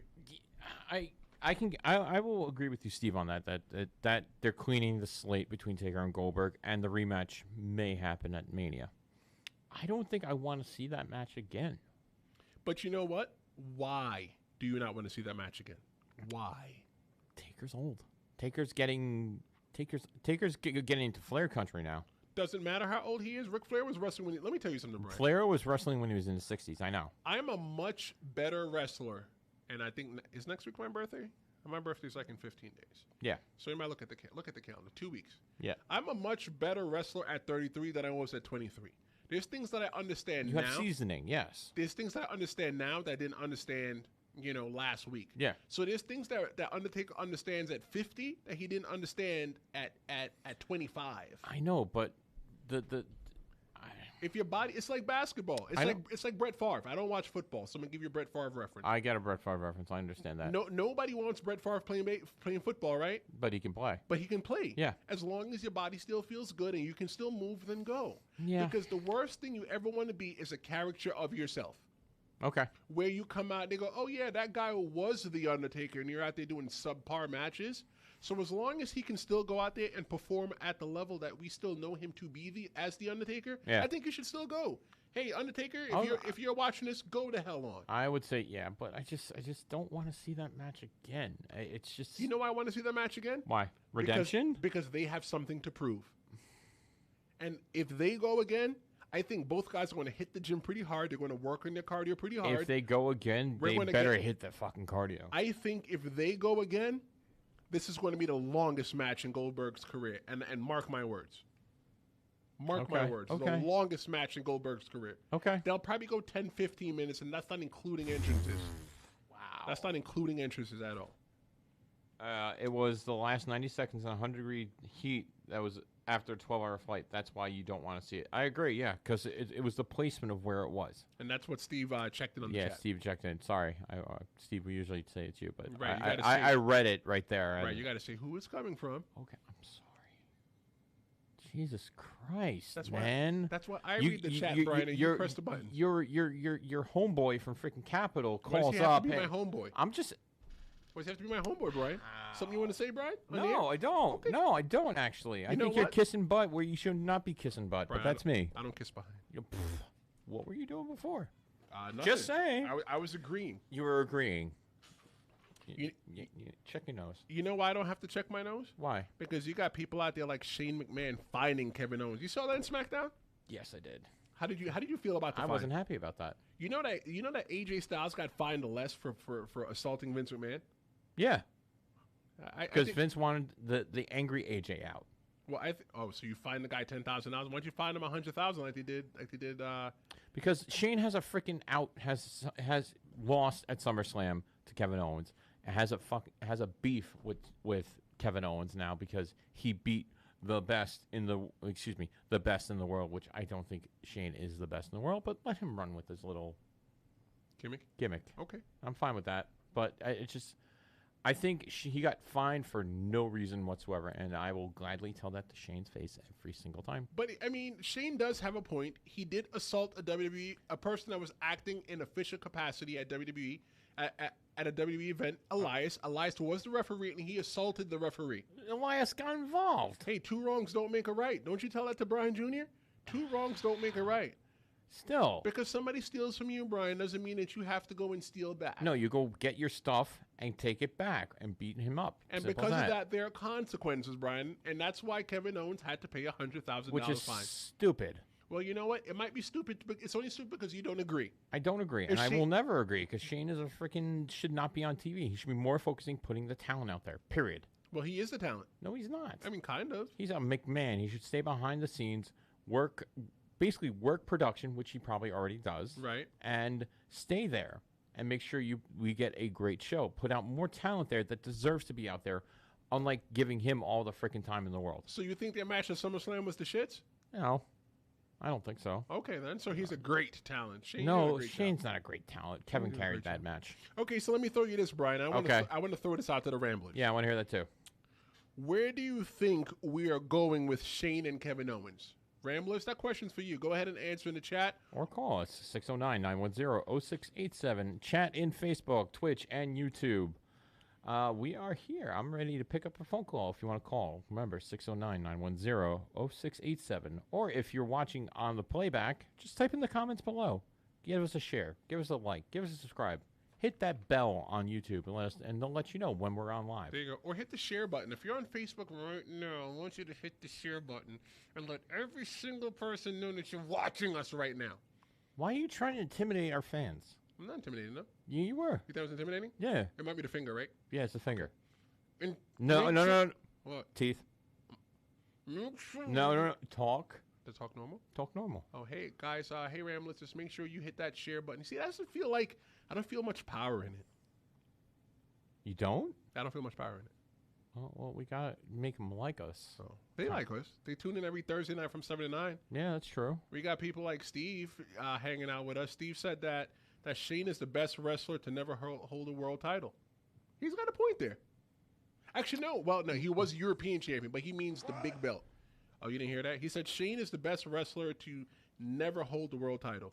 What? What, Brian, why do you keep doing the Stone Cold what? You're not hearing it? What? You want me to sign it for you? I'm looking at it right now. Shane is the best wrestler to never hold the title. No, he didn't say that. He did. I'm reading it. Here. I'm looking at it right here. He here. said it on Facebook. Really? Yes, he said it on Facebook. Whoa, Mike is not working. No, I'm looking at it right now. Don't worry. You don't have to look at it because that's what I'm here for. Oh, Jesus. You're not going to dictate the freaking chat. Jeez. I'm your social... Well, I'm not, but no, I'm the social media... blew it. You almost blew it. I'm the social media guru. You're the guru. That's right. Not our intern. Which, by the way, where the hell is LED? It's all right. It's probably on the beach somewhere. You know how these little interns are. Yeah, like we hire them. Maybe he's going to work for Capital. You never know. Mr. Entertainment, you can have LED. Take him. I don't need him. Oh, God. What is... So what do you think of my hat? It's a hat. It's a hat. Do you know what this hat is? It's keeping your head warm. No, I don't need... I'm wearing a hat because the hat is awesome. It's my favorite company right now. It's my favorite game. Is it? Yeah. SRG? SRG, baby. Universe. Uh-huh. Yeah. No, Sal. Okay. No, I don't know what you want me to tell you. There's nothing for me to sell. I just like the hat. That's cool. It's good hats. They actually have in all different colors and stuff on their website. And in what colors did you get? I have the black and white camo, which I'm wearing right now, as you can see right here. Okay. And then I have an all black one in my car. Okay. Yeah, I'm a mark for him. What can I say? It's okay. We're all marked for something. I'm marked for Back to the Future. Okay. Can you explain to me something? Go ahead. All right. So Marty McFly. Go ahead. Goes back in time. Yes. Why? Because he was trying to save Doc because he was getting assaulted by the Russians. Correct? Yes. Because he was getting plutonium from them. Actually, no. The first time he went back in time, he was trying to escape the Russians. That's true. Okay. He goes back in time, and his mother tries to sleep with him. That's correct. Okay. Well, it's not technically his mother, but it's his mother. But go. I'm walking with you. Really? I'm walking with Okay, come on, really? It's do we not his do we mother. do we have to explain the time it's- space continuum but it's- on a pro wrestling show? you. But it's not his mother yet. But it is. But it's not. So weird. Okay, so if he goes back in time, hooks up with his mother, does he become his own father? I don't know. Well, no, not necessarily, because he's not going to have him. He's going to have a different kid. The kid might come out with like 2 arms out of its side, though. Which basically just screws with the time space continuum, and you just basically blew up the world. Congratulations. Right. That's why you don't mess with time. That's where you mess with time. That was the greatest movies of the 80s, and Bull. I'm waiting for them to Bull. name one better movie than Back to the Future. Let's see. You have Well, you got to think so Return of the Jedi. Boom. Duh. Never seen Star Wars. You just made the list! Your list is so stupid, bro. You're so stupid not watching Return of the Jedi. Like if you go to stupid.com, you see your list there. No, your freaking face is on there for not liking Star Wars. Actually, no, my face is on RoyalRambleRadio.com. So is mine, RoyalRambleRadio.com. Our face. My face. Our face. This face. Okay. This face. And his face. But my face is first, then his.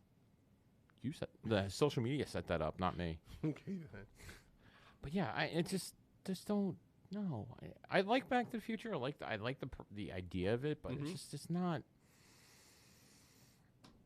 It just bugged the crap out of me. You know what bugs the crap out of me? What? We still don't know who tried to kill Roman Reigns. Yeah, that's true. Who the hell killed who tried to kill Roman Reigns? You know, because Dana Bryan and Roman, they exposed Murphy as a liar. So it wasn't Roman. So then who attacked Roman? So here's a little funny fact. Buddy Murphy was not supposed to be part of this. He was an accidental put into this because he was backstage backstage when the crates went down. So everyone on the internet thought that Buddy Murphy was the one that did it. I think those things that, like when they're filming, you're not in that area if you don't belong there. I know. So how do you know he wasn't back? He didn't belong there. I agree. So we can't really say that that's what it is, but you know how the internet marks like to say, "Oh, he wasn't there. That was him." But I really think it wasn't Rikishi. So get that out of your heads now. So who do you think? I want to know who you guys think it is. If right now, if you're listening on demand or you're watching on demand, go ahead and just type in the comments and let us know who you think it is. Who do you think it was? Who? Who do you think it was, Brian? It could be I think it's Kanellis. You know? Wow. Stop. Mind blown. Stop. Tell me why you think it's Kanellis, and I will walk with you. Because he's basically very angry that he's not getting anything done at all. He's not getting the push he wanted. And his wife is basically running his life. I agree. I think that, you know what? I never thought that it was Kanellis. But the reason why I'm going to walk with you and say that it was Mike Kanellis is because Maria wants him to be a man. Exactly. And how else would you be the man if you don't beat the man? There you go. There you go.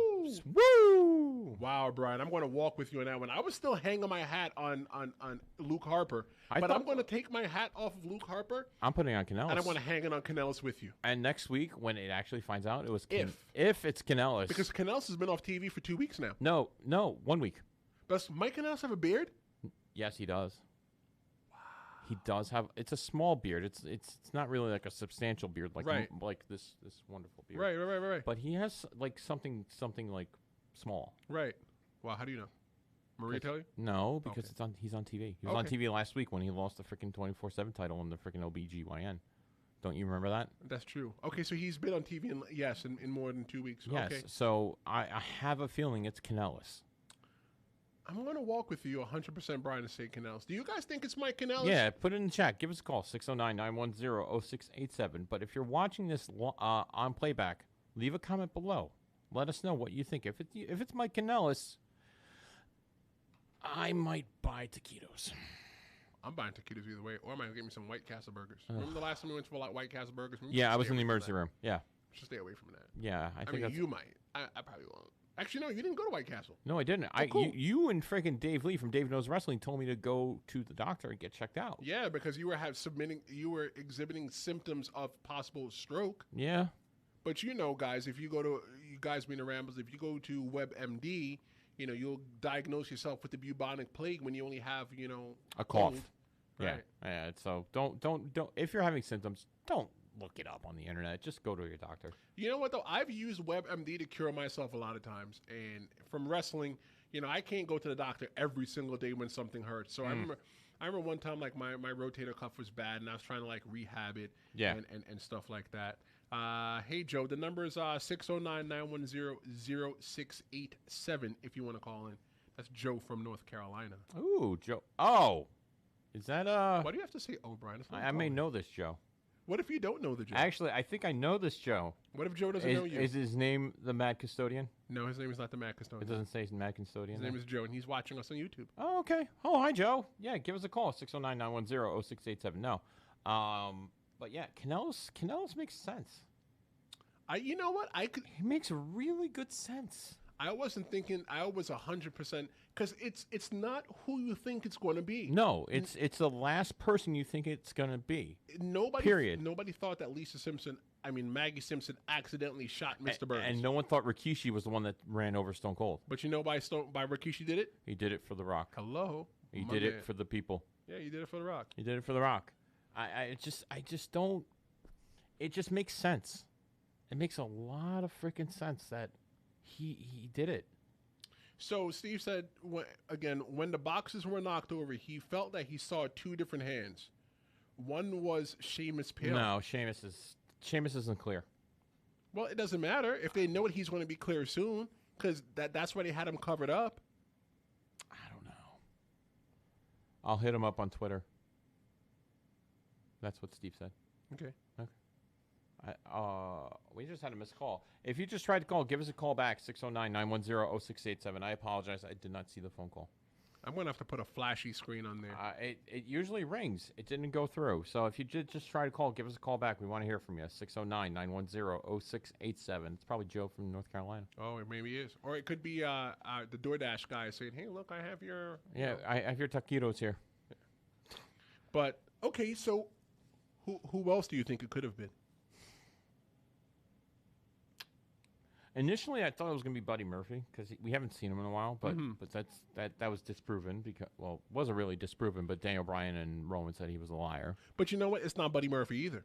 It's not. I mean, and it's not Daniel Bryan. It's not Daniel Bryan and Rowan. They may swerve it and say it's Joe. But why Joe? Joe was already a suspect. Oh, hold on. Okay, hold on. Call declined. What the? Oh my God! Give us a call back. Try again. It's not even It's not ringing, which I don't understand why. Mm-hmm. Give us a call back, Joe. Please. I hit Joe from... Oh, here we go. Oh, that's like super loud. Yeah, I had to turn it up.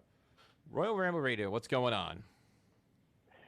Hey, it's Joe in North Carolina. How in the hell are you guys doing today? Hey, what's up, Joe? It's Tristan Law, man. What's going on? I know Joe. You know Joe? I know Joe. You do? Yes. Okay. Joe and I are friends in a different circle. Okay. So, hey, how you guys... So, hey, look, hey, Steve in Pennsylvania just sent me on over here, Tristan. So I just figured, you know what? I'm going to give you guys a call. I'm actually ending my workday right now. I actually wanted to call you guys because I'll give you guys something good for next week. You guys got a new listener in out there. Tristan knows who I am. Trust me. I'm no schmo. Thank you. Well, thank you for tuning in. Appreciate it. Hey, well, Steve, you can definitely...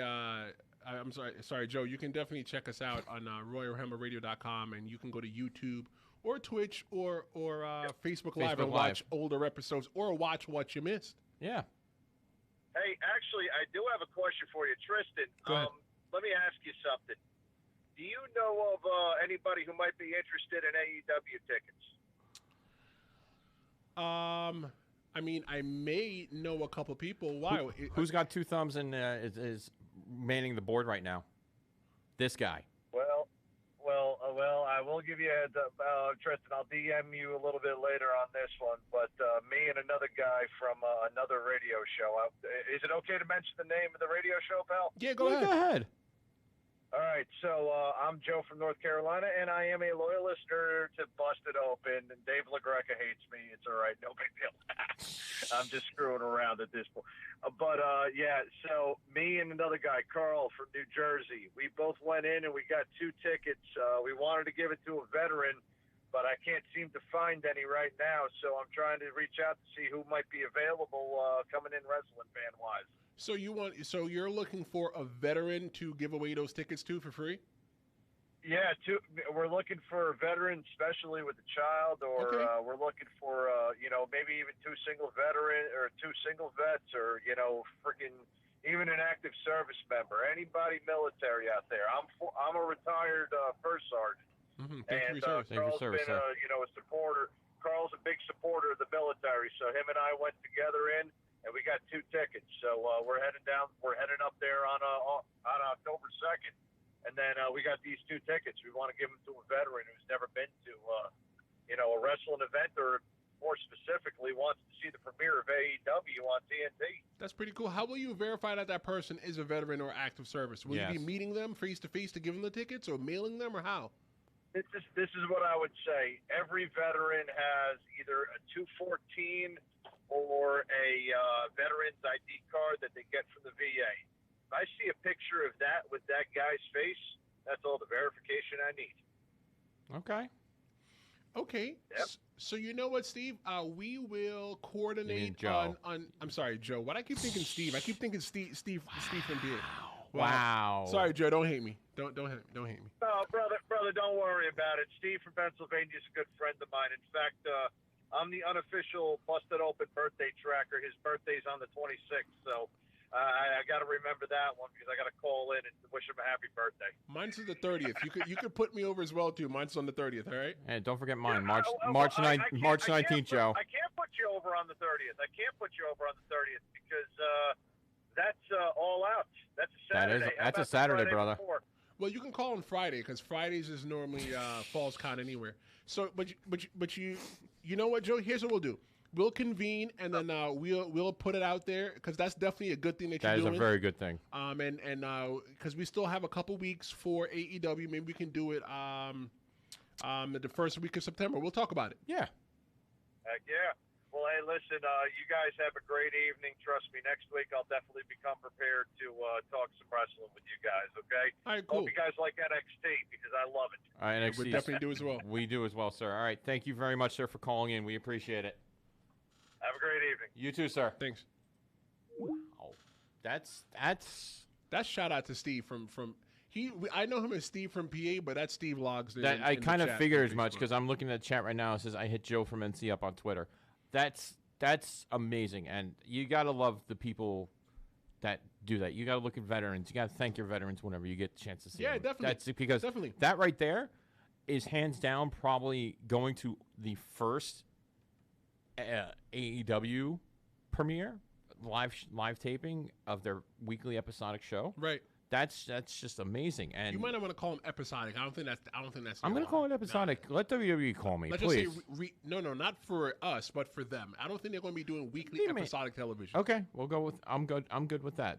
Weekly professional wrestling show. I like that a lot. All right, guess what time it is, brother? Tool time. No. Boo. What time is it? Boo. It's 9:05, my friends. Wow. I know. We had a good day. I think we did. I think we had a really good show. We talked about a lot. We talked about SummerSlam. Yes. We talked about the Fiend's entrance. I gave you guys some of the behind the scenes on the Fiend's entrance. So if you missed it, I want you to jet back so you can go ahead and watch it.